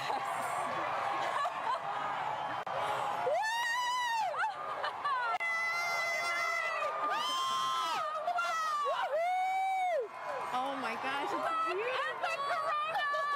Yes. Oh my goodness. That is amazing. Wow. I told you. No, go away, clouds. Go away, clouds. They're Look gonna at move. that. Oh my goodness. I have been saying all is day. Look so- how dark. Look how dark my it is God. around here. Yeah. It is just this white Just ring. white ring. Yeah, it's so dark. It is so dark. It is You so can see dark. the planes and the sky You much can. better. Wow. You can. We Everybody's have just planes and screaming. helicopters and drones. The whole all over the crowd place is today. just look Here at we it. go. The clouds are gonna clear Look for at us. that. Yes. Yes. Woo! Woo! Oh my Look at that. Just It's look amazing. at that. That is And we have incredible. about, what, 4 minutes Oh, yeah. to 4 just minutes bask. and 25 seconds. To be a Yes. I mean, this really, Yes. again, reminds you that we are on this one planet, you know, Yes. in this larger system. And you have to be on this planet to see what we're seeing. You do. right now. That's why we are Team Sun, Earth, Sun. and Moon. Because you need the moon for an eclipse. You need the sun for an eclipse. And we're Right. standing on the Earth to see it. Oh man. So, all of NASA Amazing. science represented by a total solar eclipse. And something that, what, over 30 million of us today, at least in the path of totality. At least, yes. Able to witness yeah. this. 31 people living in the path of totality. So Doesn't imagine count how who many people travels. actually traveled here. Yes. Absolutely. Yes. This Wow. is getting me extra excited about all the science that All the science that we're doing. right? Yes. Yes. All right, those clouds are playing tricks Those on us clouds now. are being pretty mean. Yes. It was nice to get a taste, though. It's Wow. true. It is Yes. so dark. It is. We've got everybody it is looking so up. dark. I'm so happy that, you know, Yes. for So folks that good. travel, Yes. able to see this take place. That's right. And so- it's been such a great atmosphere here all day. Every Yes. time the sun comes out, everybody Everyone's cheers. cheering, Yeah. counting down. It has been incredible. And so, wow. That's true.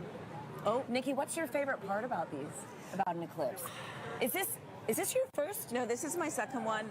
2017. I was in Nebraska and I saw it there. But I think there's just you can study the sun, you can study the corona, but suddenly you see it with your own eyes, and it's that feeling of just wow, that is our star.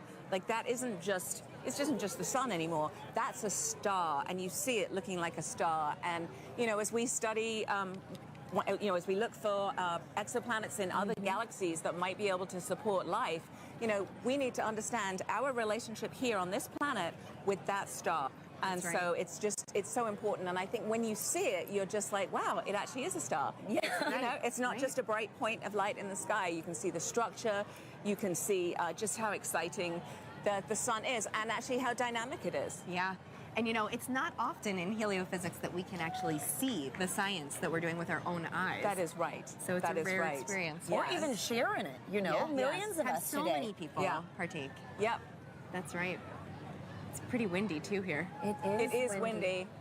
And so I know earlier in the show we've mentioned that total solar eclipses really might only pass through a certain location, say every 375 years. Mm-hmm. Yeah. Can you explain how come we don't see eclipses like this every day? month? Mhm, Yeah, every month.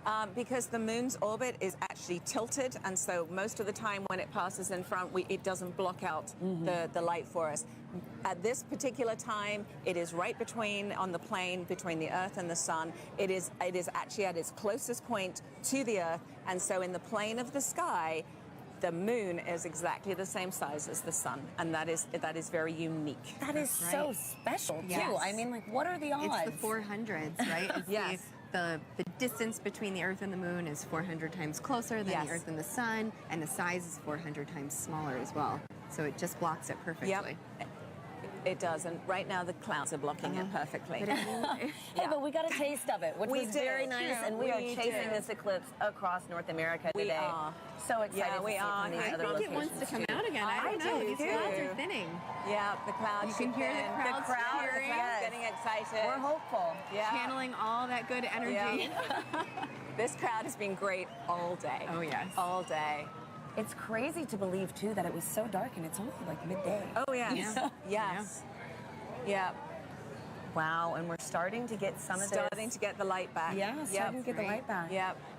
So unfortunately, we did not see the diamond ring at the end of the eclipse because of the clouds, which is always a crowd pleaser. But we did see it actually right before totality. There was suddenly this beautiful, bright one light, and then it all went dark. So we did actually see quite a few great features on the sun, and somebody actually was saying they could see a sunspot. Obviously through their glasses, but they could see a sunspot. So yeah. Can you clarify what the sunspots are for our viewers? Yes, absolutely. So if you were looking through your glasses, you might have seen a couple of dark spots on the sun. They are actually very intense places. There's very, very intense magnetic field there. They're very active, and that is what can cause space weather. So every now and again, those active regions can sort of explode and then send billions of tons of solar material towards our planet. Wow. Well, this was fantastic. Thank you so much, Nikki. This was incredible to experience this with you. Let's follow this eclipse right up that path. Next up is Dallas. We have Joy and Michael standing by for their big moment in the sun. Yeah, you can feel the temperature change. The wind has completely quieted down. Yep. So the energy here is amazing. So with me right now is Dr. Michael Kirk. He's one of our eclipse experts. Michael, we saw an annular eclipse back in October, but today is a total eclipse. How are you feeling today? It is totally different. I am ecstatic. The annular eclipse was really cool. This is, you can feel it, the energy here is electric. If you look around, you can see that the darkness is coming. Let's have a quick look at what we're looking at right now. We're almost there. We're a couple of minutes away. Ooh, yep. Just a crescent left. So let's quickly talk about some of the ways that the public are participating in the eclipse right now. Yes. Michael, can you talk about some of the citizen science projects? Yes, there are people all around the country right now making measurements of audio recordings to see how the environment is changing. And it is a great opportunity to do genuine science with just an audio recorder. Fantastic. So we are almost like, let's see, a few minutes away. So minute 30 out, I think, actually. Okay. So let's have a look at the eclipse. Michael, what should we expect to see moments before totality? Okay, so as we approach totality, you're going to see that crescent sun slowly drift away, and then you're going to see the Bailey's beads, where there are these bright points of light that are last bits of sunlight cascading through the moon valleys, and then right before totality, you'll see a diamond ring, that last single point of light, and then we'll be in totality. We just have a thumbnail of sun left. We are closing in on totality here. Wow, we see a slither of the sun left. Remember, you can only take your safety glasses off when the moon has completely covered the sun. And in Dallas, Texas, we are seconds away. Oh my goodness, I can feel my heart racing. You can hear the crowd getting excited. The birds are chirping, and they seem like they're going into their nighttime routines. Wow. So we are a few seconds away. You can hear the crowds cheering. Here we go. Oh my goodness. This is absolutely ecstatic. The darkness is coming over Dallas. Here we are. Just a few seconds left. 10 seconds. Woo! Oh, I'm so excited. Okay, we are 5 seconds away from totality. One little bit. It's totally dark here. Deep twilight around here. Wow. You can hear the crowds. Here's the last bit of lights, and we're in totality. Woo! Oh my God. Oh my God. That is absolutely breathtaking. Oh my God, Michael. How are you feeling right now? I am just awestruck. I mean, there's a few high clouds, but the beauty of the corona is clearly visible. You can see that spiky structure just poking out. It is heart-stoppingly beautiful. Oh my goodness, I have tears in my eyes. I was not expecting this. This is one of those experiences that you just never forget. I feel so special to be right here, right now, experiencing it, and knowing that people literally across the nation are doing the same thing it's truly amazing. Wow, let's take a moment to take it all in. This is absolutely breathtaking. Wow.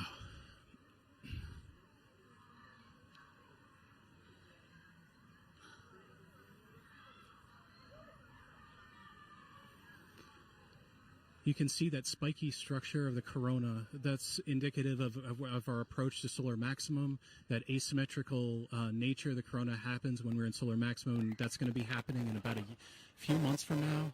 So that means that this view of the corona will never happen again, ever. This is a completely unique view that even if you see a million solar eclipses, you'll never quite see one like this.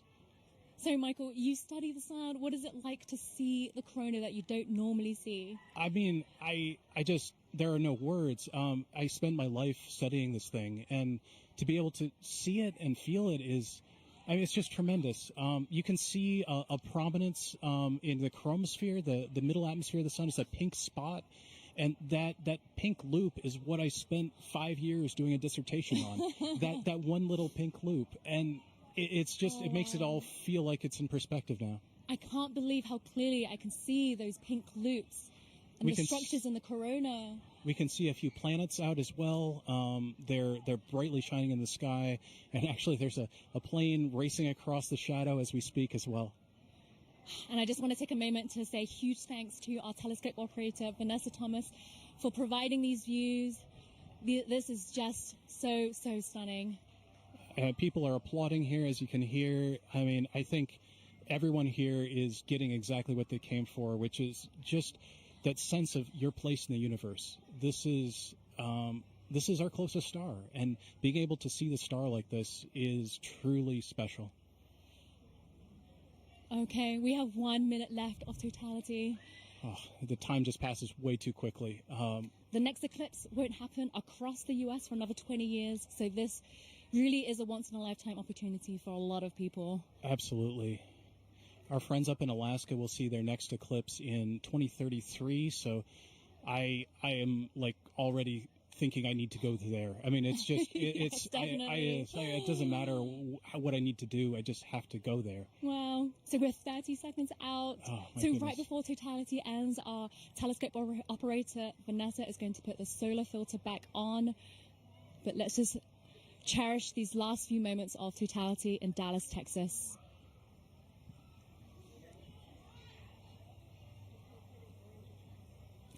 Michael, what will happen right before totality ends? So as totality's ending, we'll go through the process in reverse. You'll see maybe a diamond ring, a few Bailey's beads as the sun creeps out of totality. And then we're going to go back into a crescent sun again. Okay, and there's a diamond ring again. So it's time to put your glasses back on. And Sunglasses back, eclipse glasses back on. And it's coming back again. Wow, the slither of the sun. And you can see shadow bands on the ground right now. It looks like it's almost raining, or you can see those shadow bands racing across the ground as we come back in out of totality. Wow. Whew. Oh my goodness, Michael, that was amazing. I was not expecting to feel so emotional. I still have tears in my eyes. It just grabs you. I mean, it is unlike anything else. It's as amazing as seeing anything in the natural universe. Like I said, there are no words. Michael, thank you so much for being with us in this very, very, very special moment. I feel honored to be here. We truly are in a special place in the entire universe right here, and I'm just so happy to share it with you. So now let's head back to James at NASA's Kennedy Space Center, who's with the eclipse moon. He's tracking the shadow moving across the U.S. James, how are things looking on your end? Yeah, wow, Joy and Michael, really cool view there. It's insane to see just how dark it gets. It's literally like nighttime there. You can hear the birds chirping in that shot as well in the gardens. Absolutely beautiful. We got a bunch coming up in just a few moments here. Our next eclipse path target here for the NASA broadcast is in Russellville, Arkansas. They're going to have a long window too, 4 minutes and 12 seconds. They're expecting that totality kickoff at 1:50:05 to be exact. Again, you can continue to track this with our eclipse tool here. This is at go.nasa.gov/Eclipse Explorer. And you can see just how quickly it's moving. I'm playing this in real time. You can see that shadow. It's already moving very quickly to the northeast. And the fun isn't just for our friends on the path of totality, and there are a lot of people on that path of totality. About 31 million people reside somewhere on that path of totality. But there's a lot of people obviously outside of that path as well too. If I put on this overlay here for the percent coverage, a lot of folks us included here in Florida are experiencing that partial eclipse. As always, if you are in a partial eclipse, be sure to be wearing those eclipse glasses to protect your eyesight as you're viewing it. But you can see these bands here are greater than 75% view. So say you're watching up in, I don't know, Milwaukee here, for example. You've got a great view, almost 100% coverage. You're not quite at totality. 89.4%. Looks like you got good cloud cover there. 20% cloud cover. So hopefully you got a nice view up there as well, too.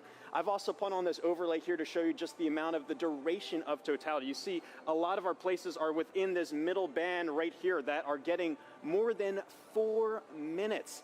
It may seem like a lot of time, but as you've seen just how quickly that can go by. Michael sounds like he wrote his whole dissertation, a 5-year piece on those just few moments there. This just passes so quickly. And again, if you miss this, the next time you're going to have to wait for this in the U.S. is not going to be until 2045. So again, make sure you're previewing exactly when to expect that peak time of coverage wherever you are in our path of totality or even outside of that path of totality. So a lot coming up very soon. Again, our friends in Russellville look like they have great coverage there as well too. Only 9% cloud cover, so hopefully they're getting a really nice view. But let's check in with Jasmine up there to see. Hopefully you're looking good for there. How's it looking up in your way up in Russellville? I'm just looking this way. Everything is looking absolutely fabulous here in Russellville. We could not have asked for better weather. So we are back here in the downtown depot area, and joining us now is heliophysics expert Dr. Patrick Kane, all the way from DC. How are you feeling about your very first total solar eclipse? I'm incredibly excited. As I'm watching all of the changes, there go the crowd. As I'm watching all of the changes, I'm thinking back to the textbooks that I've read, and so it was all academic before. This is no longer academic. Yeah, so the feeling is very different than what we might read in a textbook. Patrick, just explain, describe the atmosphere around us as it's changing. Right now, as I'm looking around, of course, the temperature has been falling for the last 20 or 30 minutes, but the light is dimming, and it's dimming faster and faster and faster. It seems like it's accelerating. The crowd is definitely getting excited. I'm looking around the ground to see if I see the shadow snakes. I don't, but this is just really exciting. It really is. Honestly, like you said, we're feeling that cooler weather. Yeah. The crowd behind us just erupted. We're also feeling them fall a little bit quieter, too. Right. So we're going to take a beat of silence as we get into totality. I think we're less than about 15 seconds away. So we're going to also look over our shoulder with our solar eclipse glasses still on until we are in totality. Here we go. Just a sliver of the sun left. Getting close. Crowd's getting excited. The crowd, yeah, all around us, completely electric.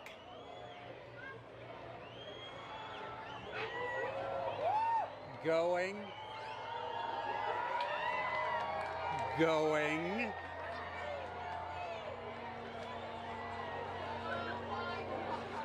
Wow. Oh my goodness. Here we are. Here we go. And the crowd goes wild. God. Oh my God. Wow. We got some Bailey's beads. Oh, absolutely stunning. That is spectacular. We see Venus over to the side there. And Patrick, it came and went so quickly, but we did see a diamond ring at the very beginning there. Can you describe to us what is that? Sure, that diamond ring effect is due to the moon not being perfectly smooth. It's got mountains, it's got valleys. So just like here on Earth when we see a sunrise or a sunset through a valley, we just watched a sunset through a valley on the moon. Absolutely stunning. Oh my. So you said we could see one planet. I see it right there in the sky. Can we see any others as we're looking up?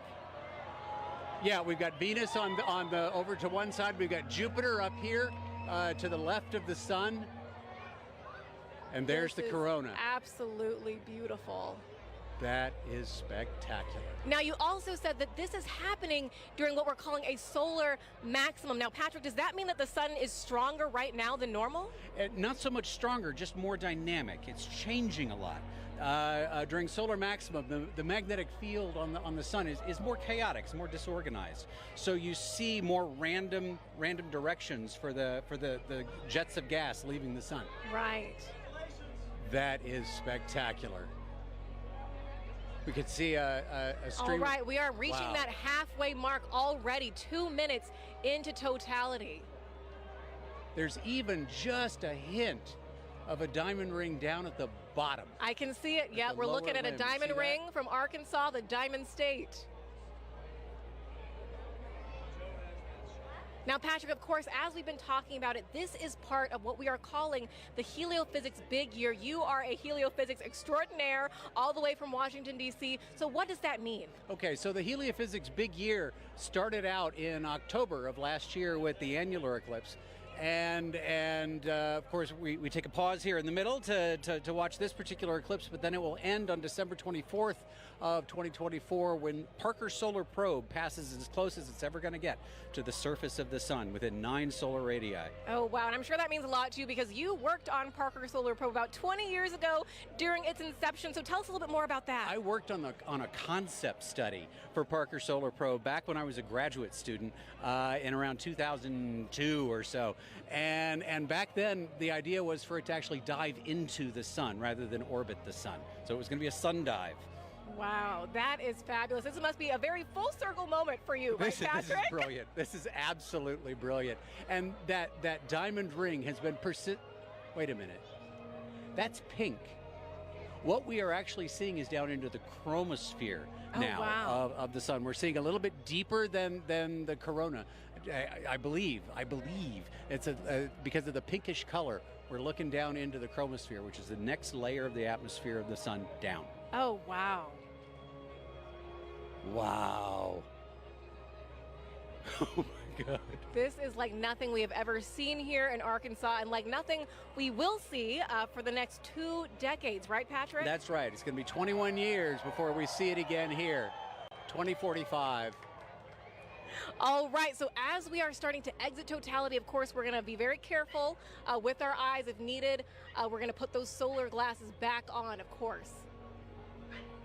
And the crowd just erupting, falling quiet again as they watch this magnificent moment take place. I am actually seeing bats flitting through the air. Oh, wow. Well, we will be very careful then. Well, yeah. And why is that, Patrick? Again, those nocturnal animals are coming out, right? As far as they're concerned, it's nighttime. It's time to feed. So they're coming out to feed on all the mosquitoes we've been swatting. Okay, got it. We'll be very careful for all those nocturnal critters around us right now. All right. We are getting closer. Get ready to put those glasses back on. All right. We're putting those glasses back on. The crowd wow, a second diamond ring seen from right here in Arkansas, the Diamond State. Absolutely stunning. Outstanding. Beautiful. Patrick, we're going to turn around now and just one question I really do have to ask you before we let you go is, are you Team Sun, Moon, or Earth? I am Team Sun. Team Sun all day long. Fantastic. I figured from a heliophysics expert like you. We want to thank the city of Russellville for hosting us, Arkansas Tech University, and our telescope feed operator, Joe Mattis. Thank you so much. Now, let's get back to James Traley over at Kennedy Space Center. James, back to you. Yeah, thanks so much, Jasmine. What have you guys had there? So you were just right here in Russellville. You can see that shadow has now officially moved off and is on our way to our next target, which is up here in Carbondale. Carbondale is one of those very lucky cities because back in 2017, they were right at that intersection point of the 2017 eclipse across America.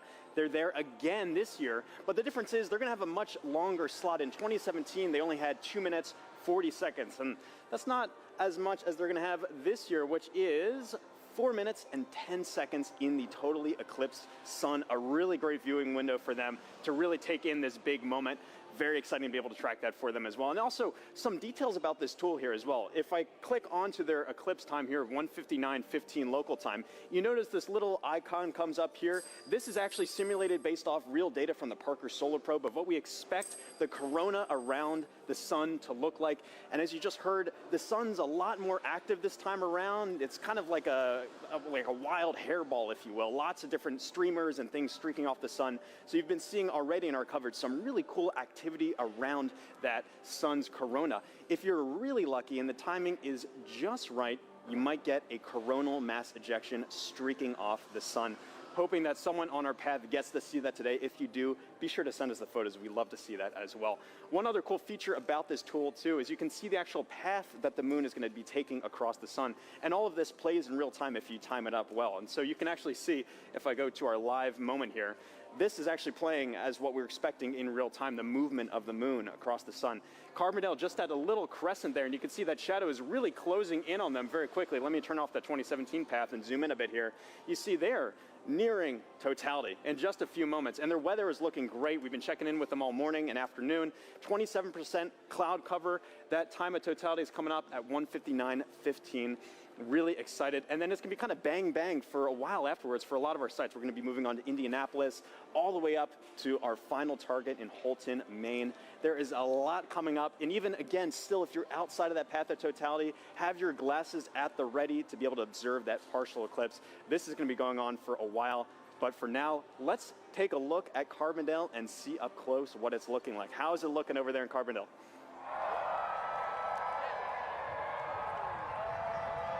Couple more minutes. Well, the crowds are going nuts here in Carbondale at SIU at Saluki Stadium. Bob Baer is with us, and Bob, it's amazing.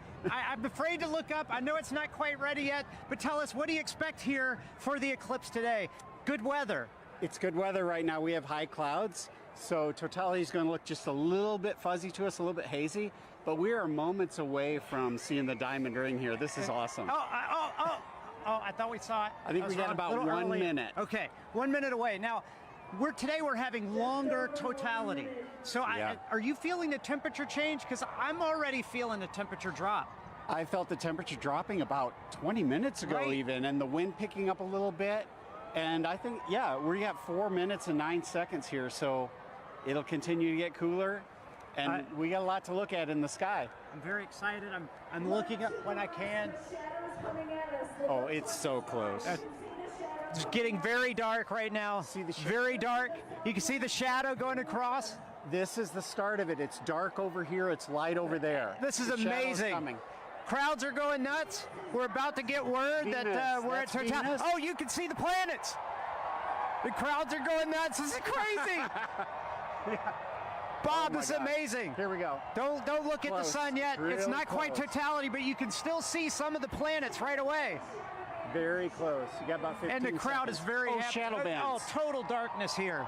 This is incredible. Oh, wow. There it is. Diamond ring. Diamond ring. Wow, that's amazing. It's amazing. That is awesome. Look at that. Oh, and Bob, that's amazing. Wow. Jupiter. Complete totality. I see Jupiter. Oh my gosh, that is gorgeous. Wow, this is amazing, Bob. Wow, that is huge.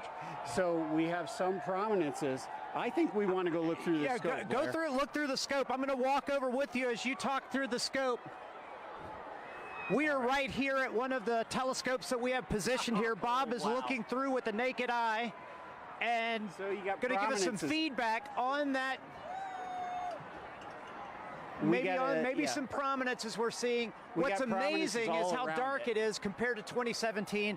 Much darker, a lot more astronomical features. We have seen Jupiter, and I believe what planet is that, Bob? That's Venus to the right. That's the Venus. Can't quite see Mercury. I think it's obscured by those light clouds. Yeah, light clouds. But 360-degree sunset around us. This is amazing. It's going to get darker. It's going to get darker. It's going to get darker. Wow, this is already pretty dark. We are not in the middle of the shadow quite yet. Wow. Did you see it? Yeah, timer started.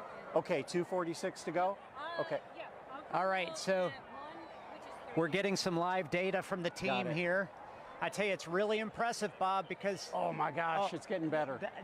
See that prominence at the bottom Yes, at the bottom, there's the prominence. I see it. Wow.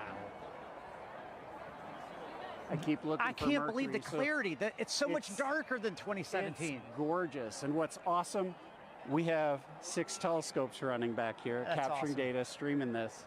And that's a big important part here. This is not just capturing image to share with people watching the show. You are actually capturing scientific data that can be used by scientists everywhere. We are, and we've seen totality across North America so far in Mazatlan. Now we're experiencing it ourselves, and we'll experience it after this on the Jumbotron from the other dev sites. It's like the most amazing eclipse train you could ever ride on. Wow. This is a bit better than 2017. Without a doubt, without a doubt. No cloud. And you know what's interesting is the crowd is quieting down. They seem to be experiencing the moment, taking it all in. A really special moment here. Look at that. So we must be getting close to the center. Where are we at? 2 minutes? So 1 minute, 30 seconds. The corona's looking brighter because our eyes are adjusting now. I mean, that is amazing, Bob. And how much corona you see. I mean, like, just last time I didn't see that much. Visually, oh, there goes a bat.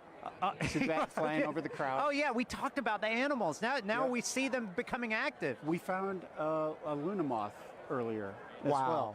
But that corona is about 4 times the diameter of the sun. That is massive. That is amazing, Bob. And I'm really curious about that prominence at the bottom. Have you looked yet, Blair? You have to look. I haven't looked. So take a look.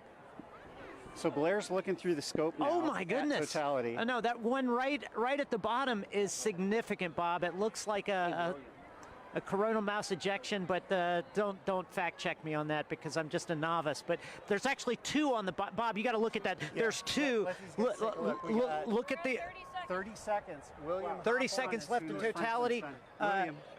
Jump in there. Take a look. It's great because we have telescopes out here for people to look at and actually see total eclipse through it. Corona. And we're getting close. I don't know what you guys are seeing on television. But 10 seconds. We got to cut it off. Okay. All right. Here we go. 10 seconds before we need to put our glasses back on. Okay. Oh, sorry. You're good. You're good. We put the cap back on the telescope to make sure nobody looks. What an amazing event, late. Bob. There's the diamond ring. There's the second one. Oh, snap. Oh, that's amazing. It's like it was scheduled. Yeah, somebody had the timing right here. Oh my God, it's amazing. We will see shadow bands again here. You hear the crowd. Everybody's excited. There we go. What an amazing moment here at Snoopy Stadium. Oh my gosh. With Bob Bear and 10,000 fans, all loving every moment of it. Bob, some final words. Well, I think we just had an eagle fly over. Okay, so, but incredible. Well, that's one of those things you said. We saw animal reaction, we heard it, we felt it. It was wonderful. So we got to keep an eye out for shadow bands. We're going to see them again in about 1 minute on the ground here. Okay, so we'll keep looking for those shadow bands on the ground, but I got to tell you guys back at the studio, I know you guys have seen eclipses already. There's still some to come, but what an amazing moment. Back to you guys. Good weather all the way to the end. Thank you, Blair. We are in Indianapolis. We are almost at Totality. With me, I have Nikki Rail, the Associate Director for Flight Programs for the Heliophysics Division, and Denise Hill, NASA's Outreach and Communications Lead for the NASA Heliophysics Division. You guys, let's get our glasses on. And you can hear the crowds start to roar as everyone gets on their glasses. We are so close. Ladies, what are we seeing right now? I mean, just the ambiance of this moment. It is beautiful. We're just seeing a really small crescent, but the light all around us, it's so dusky. And I'm just odd. It is. I'm feeling a temperature drop already, which I can't believe. It's feeling cooler. The crowd is starting to go wild. Yeah. We're still seeing them Here crescent. we go. Here we go. Getting all close. right. We are so all right, close. and the best soundtrack you could possibly ask for in the background here. Absolutely. Oh, we're so close. Okay, just a little bit left, and you can really hear the crowd taking here we over. go. They're starting to go wild. Here we go. Yeah, here we go. There we go. We're so close. Here we go. Almost. Almost. We are so close. And we... Oh my gosh, there's that bright diamond ring. All right. Oh, wow, look at that. I can see the...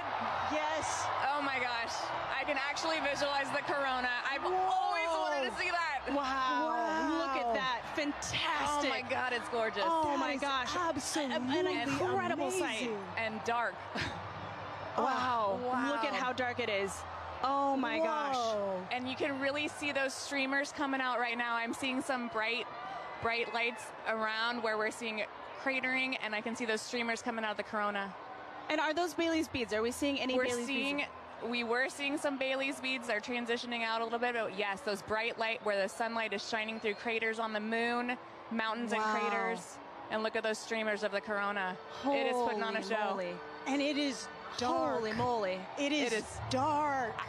I got to take a peek at the crowd right now. Oh, look at the crowd. Oh The my crowd is gosh. absolutely Oh my gosh. going wild. Everyone's got their phone out. It is now safe to look at the eclipse without your glasses. Wow. What an amazing sight. Folks, we've got 4 minutes here, a little under 4 minutes to enjoy this. Wow. And if you were in an open field right now, you'd be able to see a sunset, a 360-degree sunset all Yes. around us. Yes, and you I can see a can little bit of see that it. now. See the light around us a little bit. Yes. I have to say, this is my first total eclipse, Denise. This is my first total Incredible solar to see it. Totality. Wow. This is a bucket list moment for me. This is incredible. Really a once in a lifetime, unless you're an eclipse chaser, which I'm considering it. I might I'm become one after considering this. it. Yeah. I've quit my job. Wow, Oh my fantastic. gosh. Oh we my spent gosh. so long trying to see that corona and to see it with my eyes. Yes. Your own eyes. Wow, just gorgeous.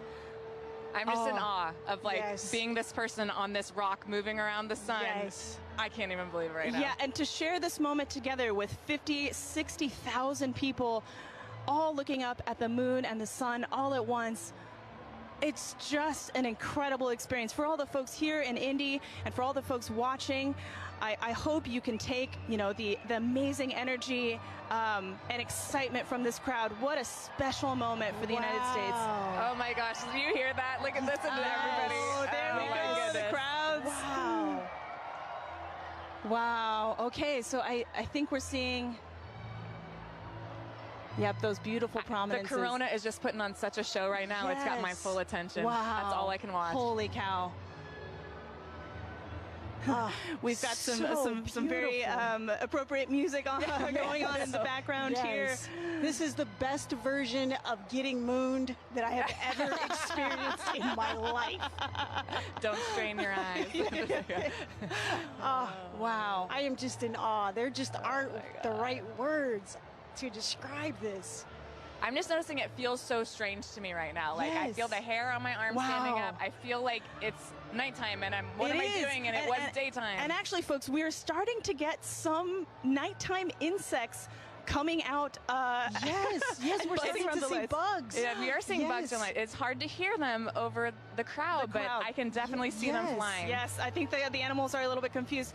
Nikki, while I have you, we've got a lot of programs at NASA looking at the sun. No eclipse glasses required. As the Associate Director of Flight Programs, tell me, what can we expect NASA to be sending to the sun in the next few years? We are so lucky in the midst of this incredible time of solar max. We're getting ready to. I'm seeing a diamond ring right now. The diamond ring. Take a look. Take a look. Put your glasses back on. Be safe. That is the diamond ring, folks. Wow, spectacular. Oh my gosh. Can even hear fireworks in the distance. Yes. Oh my gosh. And the light is already starting to change. It really is. You can. Wow. And the crowds are loving it. Hear the crowd just loving every second of it. Oh, what a moment. I love those fireworks. That was amazing. Indianapolis is really pulling out all of the stops, and we love them for it. I also want to take a moment here to thank our two telescope operators, John and Dana, who have been providing these telescope views for us there from Ball State University. Thank you very much to John and Dana. All right. It's like somebody flipped the lights back on. It's like a sudden switch flip. This is so crazy. And I can feel it warming up already. Yes. Wow. This is so amazing. Incredible. Well, this is an incredible moment and an incredible moment for the Helio Big Year. Ladies, thank you so much for joining us. This has been fantastic. Thank you for having me and sharing I'm this. so excited to be here and to see this incredible sight. Absolutely. Megan and Sarah, back to you. Oh, that was so fun to experience, and I can't wait for us to do it now. Take a look at this drone shot where you can see it definitely got noticeably darker. We feel it here. It's colder. The crowd is cheering now. They're ready for Totality here in Cleveland, Ohio. We are less than 3 minutes away, 2 minutes and 18 seconds away from Totality here in Cleveland, Ohio. The crowd over here to our right really going feel the crazy, excitement. feeling the excitement. I'm ready for this. How are you? Yeah, it's super cool. It's all of a sudden it's really getting dark and you're starting to feel it. Yeah, so cool. It's like they just dimmed it out. Now it's like night. This happened within the last like couple of seconds. But let's take a look around, because obviously we're not the only ones enjoying the total solar eclipse today. We have some we have some eclipse viewing events that we've seen around the country. So why don't we take a look at some of those? Wow, oh my gosh, so this is cool. Times Square. That's the NASDAQ tower, and they are taking our feed live right now, and we're seeing awesome. Cleveland, Ohio's sun. They're only going to get a partial eclipse today, but they get to watch our eclipse with us. So. Yeah, I'm really glad that they can do that. Wow, look, that sliver of a crescent just left. It's actually perfect on that building, beautiful. The shape of that building, right? And we can see some people in the foreground taking a look, stopping to watch. It's hard to stop in Times Square, right? But they're stopping to take a look at this with us. Beautiful.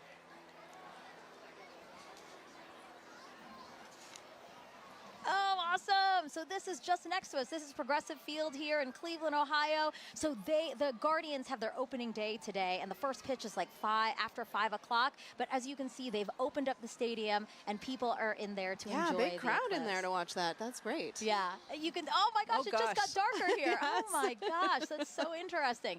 And then Mentor Civic Amphitheater, again, the field starting to fill, and everybody looking up at the sky for their opportunity to see today's solar eclipse. This is us back here in Cleveland. Everybody looking up at the sky. We have 30 seconds until totality here in Cleveland, Ohio. Oh my God, I have goosebumps everywhere. Everybody's starting to cheer. I might cry. I kind of feel like crying.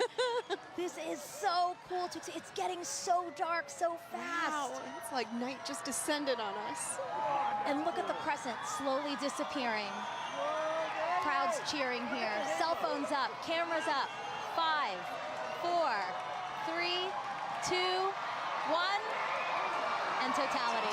Totality, everyone.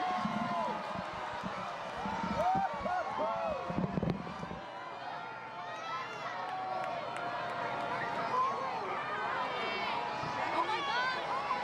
Oh wow. Oh my God. I was so nervous. Wow. I know, I wasn't sure because we had some high clouds, but oh my goodness, you can see that corona extending out. Oh wow. Yeah, the clouds were really bothering me and really scaring me. It get very cloudy here in the last hour and a half, but we have a great view here in Cleveland, Ohio. Yes. Wow, look at the corona. You can hear the crowd. Wow, everybody's got their phones out. Oh my gosh. Wow. You know, I saw pictures of what the shape of the corona might look like from our NASA scientists, and it looks exactly like they predicted. Oh my gosh. Oh, and you can see Jupiter and Venus. Oh yeah, look at that. So Jupiter's to the upper left of the eclipse that we're watching, and just to the right of it is Venus. Yes. Oh, and I see some of those pink protuberances we've been talking about all day. Wow. Beautiful. And again, all around us you see light, but just at the top where we are. 360 sunsets. Exactly, exactly. Yes, Indianapolis had described that as well. Woo! We have totality here for 3 minutes and 50 seconds. That is such a luxurious amount of time. I saw the 2017, I think we only had about 2 minutes. So. And why is that? Why does the length of totality differ? Oh yeah, well, because sometimes the moon is a little closer, a little further away. Its orbit's elliptical. And so when it's further away, it looks smaller in the sky, but when it's closer, it looks bigger, and so we get a little bit more extra time. Look at the prominence. You can see it on the bottom. On the bottom there. So pretty. Wow. It's like bright pink. That is insane that you can see it from there. From here. Yes. Just like the power of our sun. I'm truly in awe right now. And cold. I'm in awe and cold. It did drop. It is dropped noticeably 10 colder. degrees. It's like, yes. Yes. Looking around to the crowd. A lot of people videotaping it, trying to take photos. It's the lovely backdrop of the Cleveland skyline. Yeah, that's beautiful. We have the stadium right next to us. Oh my gosh. And again, thanking the Great Lakes Science Center and NASA for hosting this event here in downtown Cleveland, Ohio. It's great to sort of join humanity to all come together at once and experience this together with such a great group Look at the of screen folks. right now. Here's a shot of the skyline. Oh, wow, the sky looks on fire. Beautiful. A lot of excitement still here in the crowd. Sarah's just taking it all in. Sarah, you're supposed to be commentating. You're supposed to be saying. It's so beautiful. So you can tell that we have some cloud cover, right? It's kind of hazy here, but still. It is, yeah, some high clouds. I was worried about it, but like we can still really see, have a pretty good view here. Wow. And again, this is so rare for people here in Cleveland to see a total solar eclipse. The last time was 1806. Yes. The next time, guys, 2444. That is incredible. I hope everybody took the time to come outside and witness this today. Oh my gosh, you can still see that prominence. Again, talk to us about what a prominence is. Yeah, so that pink color comes from the helium in the sort of outer atmosphere of the sun there. Oh, it's beautiful. And it gives off that pink glow. Yeah. Wow. Totality ending here. Wow, there's the diamond ring. Oh! Time to get your glasses back out. Time to put your glasses back on, everyone. That's your cue. Glasses back on. We get that diamond ring. Beautiful. What an amazing experience. My first total solar eclipse. Yes. Let's see what they think about this in Niagara with Daryl Nail.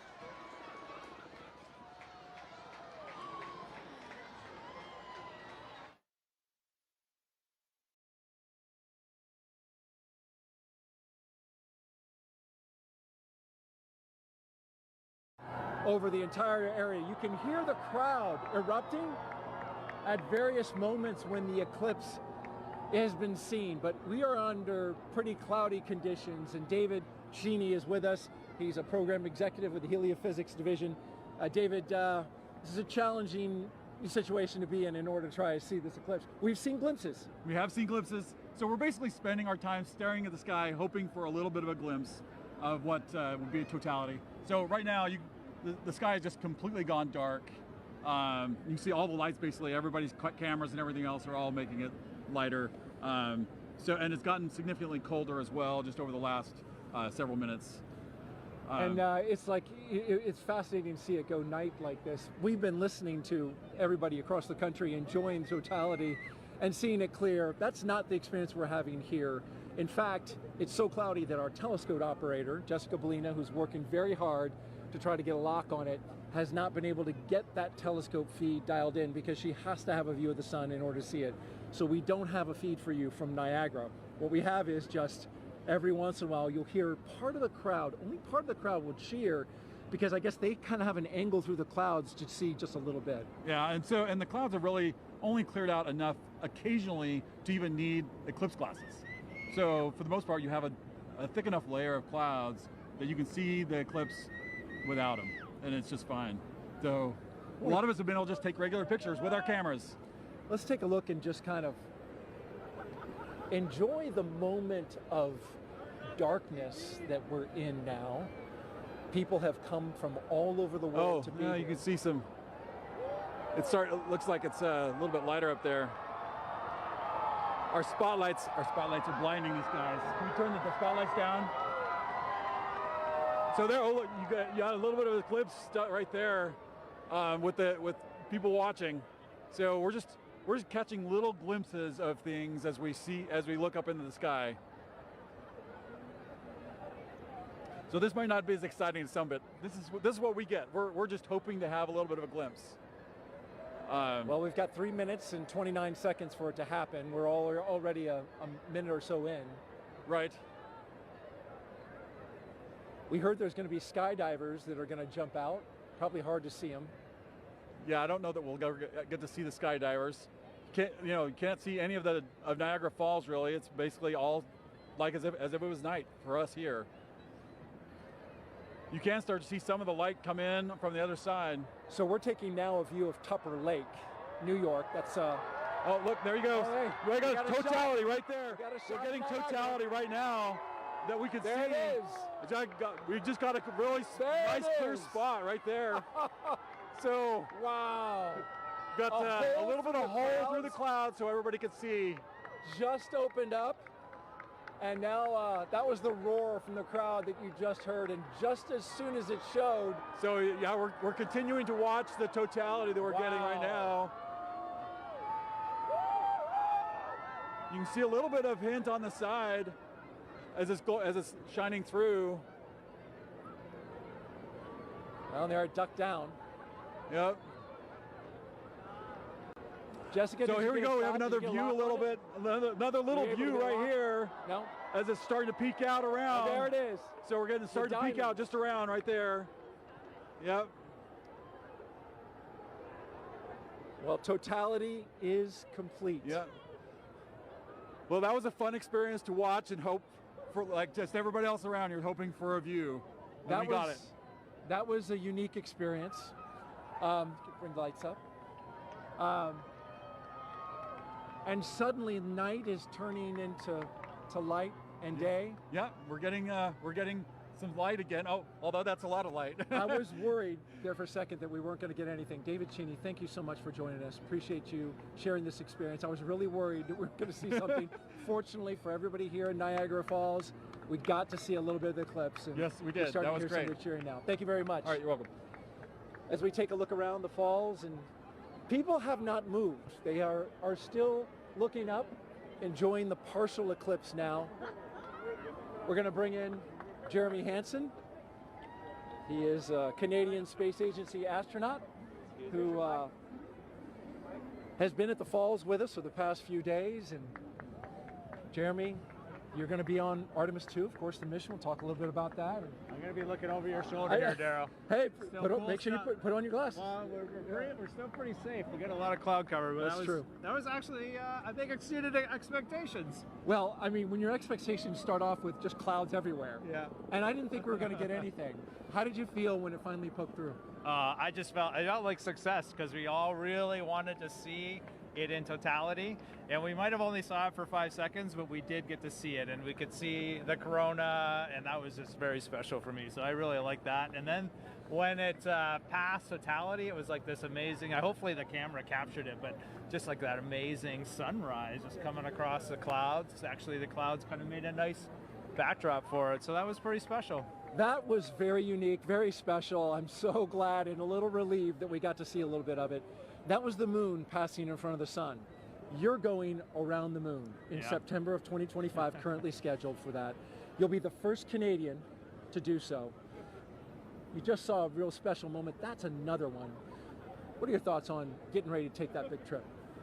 You can imagine I have a lot of thoughts about Artemis 2 and what Reed, Christina, Victor, and I are getting ready to undertake. But if I have to boil it down, a lot of it comes down to pride. I'm really proud of humanity for taking on these big challenges.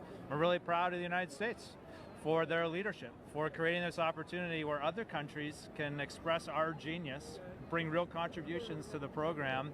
And now Canada is going to be the second country in the world to send a human into deep space. And it's got nothing to do with me.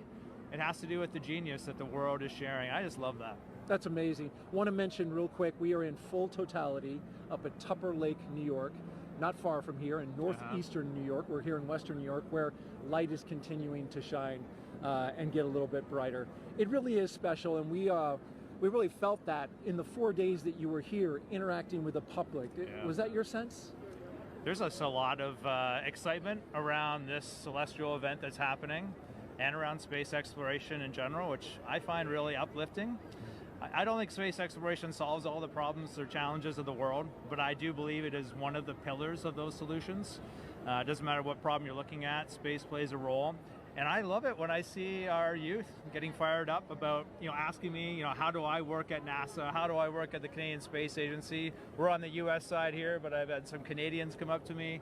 It's just something that brings us together, this, the spirit of humanity. Just like this experience we're having here, it's a very, it feels like community. We're all out here, just humans, just being humans and sharing something special.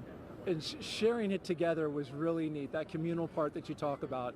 Like, I felt a little bit of a bond with everybody here now. Yeah. You as well. Appreciated seeing you and having dinner the past few nights. Just happened to work out coincidentally. Yeah. Really enjoyed the time. Great words today, and we will all be rooting you on for your mission coming up in September of next year. So good luck. Be safe. We'll be rooting you and your crew on. Thank you, Jeremy. Yeah, no, we'll take it. I appreciate that. And I don't know if you saw it when you're on camera because you were busy, but the birds, they just went nuts in Totality. Did you see that? No, I didn't see it. They're all up here. They came out of the woodwork. I mean, there's been birds all day, but it was sort of like birds filling the sky. I thought that was really neat to see. Anyway, thanks for having me today. It's a pleasure to be here. Thank you fill that out in your Citizen Science Journal. Make sure you put that in there because we're doing that. All right, thank you, Jeremy. And I just want to say thank you also to New York State Parks, Niagara Falls specifically. We couldn't have done this without you. So thank you very much. Definitely. We're going to throw it now to Kennedy Space Center where James Traley is tracking Totality at Tupper Lake. James? That's right, Daryl. Yeah, we are still in Totality in Tupper Lake. We are nearing the end of our eclipse across North America. You can see our last target of the day, Holton, Maine, is all the way up here, almost off your screen. This speed of the eclipse shadow is moving so quickly across. The ground speed is about 2,000 miles per hour, so that is a fast clip. If you're in the path of Totality, really take full advantage of those few fleeting moments to observe this moment. If you're not in that path of Totality, or if you missed it, hopefully you didn't miss it because we've been tracking it all day here showing you. If you did miss it, I'm going to zoom way out here and show you what to keep an eye out for in the future. So this is going to be the eclipse path in 2045. We're going to come through parts of Montana into North Dakota in 2044. 2045 is the next big eclipse across America. That's actually going to come, oops, I didn't draw here. There we go. That's going to come all the way from California into parts of Florida there. That is in 2045, so a long time to wait. So really take full advantage of those fleeting moments to be able to observe this moment. I'm going to click on Burlington here, who are also in that path of Totality, experiencing that right now too. So just an incredible moment to really see all of this. And Tupper Lake, again, they're still, I think, experiencing that last fleeting moment there. That is just moving off. You can see that is officially now moved off Tupper Lake. Really a fantastic shot. They have that now, that diamond ring effect, that really beautiful shot there. This is, again, such a quick moment, and this doesn't happen very often. It's really a once-in-a-lifetime moment, so take full advantage of this. You can see just how close we are now to Holton, Maine, who are our last stop of the day on our NASA coverage here. This is then going to continue on into parts of Canada and beyond. Holton, Maine, they had some snow past couple days. It seems to have cleared up quite a bit more for them. Really hoping that that holds out for them. They are expecting a duration of 3 minutes and 20 seconds to be able to observe that Totality at 3:32:05 local time. Really excited to see that view. You see that shadow creeping so quickly up to them up there. So let's check in with Angelique, who is up there in Holton, Maine. Hopefully it's beautiful weather for you. How's it looking up there, Angelique? James, it is looking awesome up here. We are just a few minutes away from Totality. You can hear people announcing it in the back, and people are getting excited, as am I. And here to share in all of that excitement with us is actually Dr. Eric Smith, the program scientist for the James Webb Space Telescope. Eric, it's so great to have you here. Oh, it's great to be here, Angelique. This is really exciting. Eric, is this your first eclipse? This is the first Totality I'm going to see, so I am super psyched, and I am delighted to be here in Maine to experience it. Yes, and so we've actually been kind of watching as it slowly gets closer and closer, right? And what are we're starting to feel it getting kind of cooler. We're seeing the shadows change. Yeah, we're seeing the light is definitely different from when the sun sets and the shadows get a little diffuse. Here they're still sharp, but the light is diminishing. Your brain tells it something different is happening. Something is definitely up. So speaking of up, that's where the James Webb Space Telescope is. And what's interesting about the telescope is that it actually can't look directly at the sun, just like we can't. Yeah. Can you tell me a little bit more about why that is? Sure. We designed Webb to look for very faint things in the distant universe, so it's very sensitive for very faint things. Of course, the sun is very bright, and so we had to make sure that it could never look at the sun. We use solar power to power the spacecraft, but the telescope can't look at the sun. That makes a lot of sense. Now, as it's starting to get a little bit closer to all of the cool phenomenon, the Bailey's beads, the diamond, let's go ahead and put on our glasses. All right. So that we can look up and continue chatting. Wow. Just a little tiny just a little bit left. That is incredible. Wow.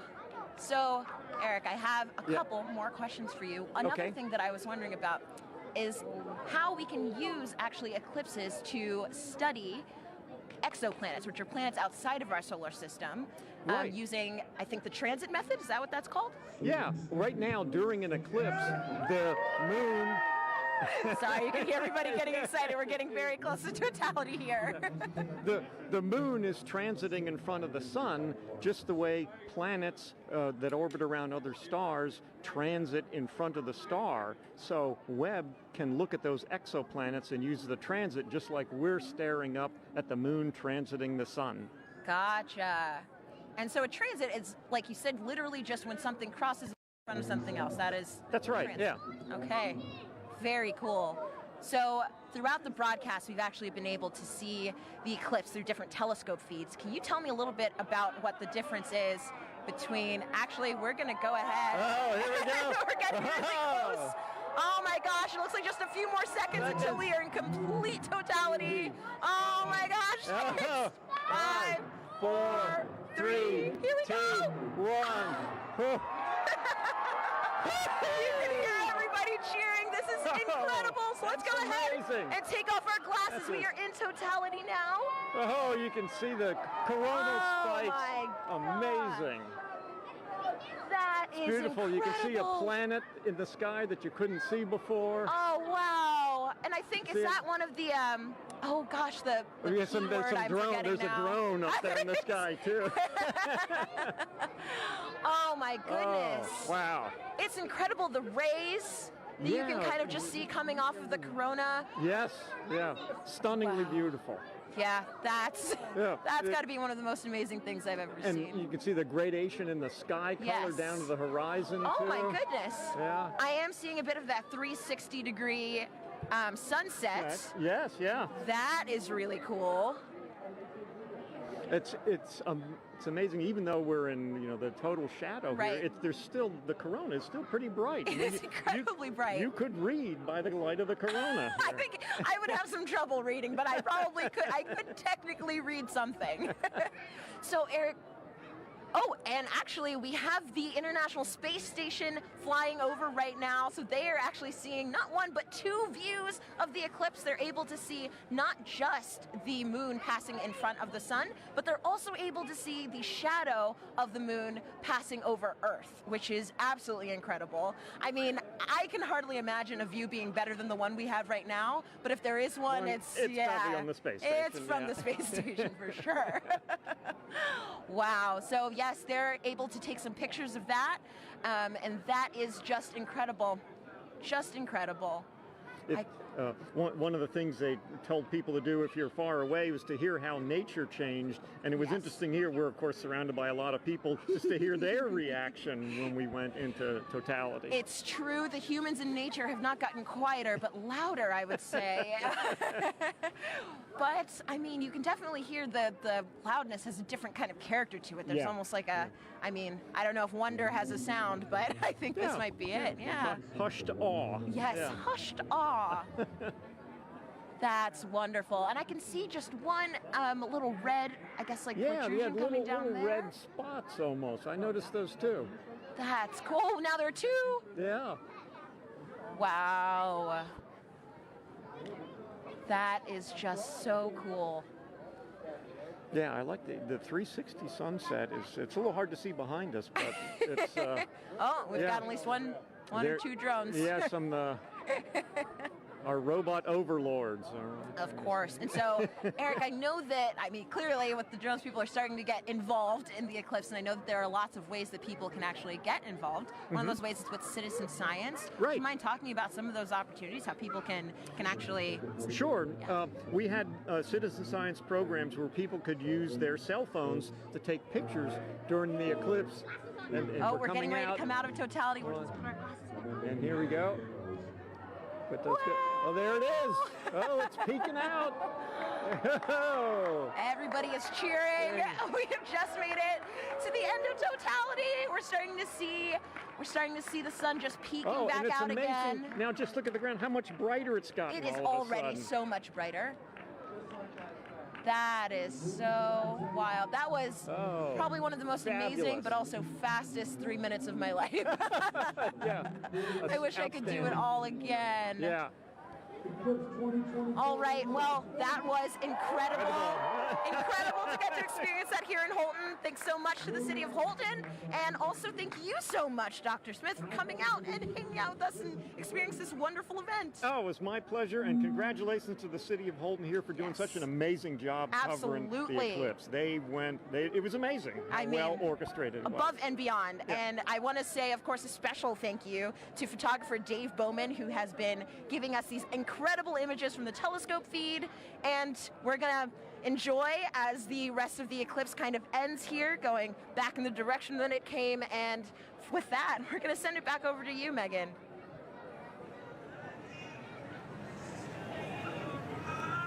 Alrighty. Thanks, Angelique. So, Gina, I mean, what do you think? Like, we literally have just watched the eclipse travel, what, about 2,600 miles? It's going across Mexico to Maine. Yes. In like, what, about 88 minutes? That's right. It's so like fast. that 1,900 miles per hour that the shadow is traveling. I mean, did you have a favorite location? For me, I think between Russellville and Dallas, just getting to hear some of my colleagues and their excitement too, it was amazing. Oh my goodness, yeah, no. So, I don't know, I have to be a little bit biased. We did have some cloud cover here, we did. But to see it with your real eyes was just... And we had that moment, which was We did, yes.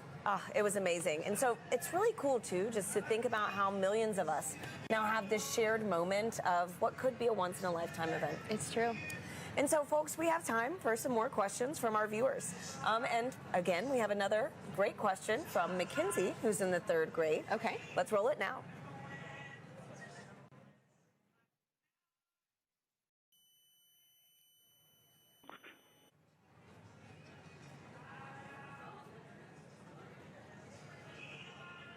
Hi, my name is Mackenzie. I am in 3rd grade. My question is, what is the difference between a lunar eclipse and a solar eclipse? Thank you for that question, Mackenzie.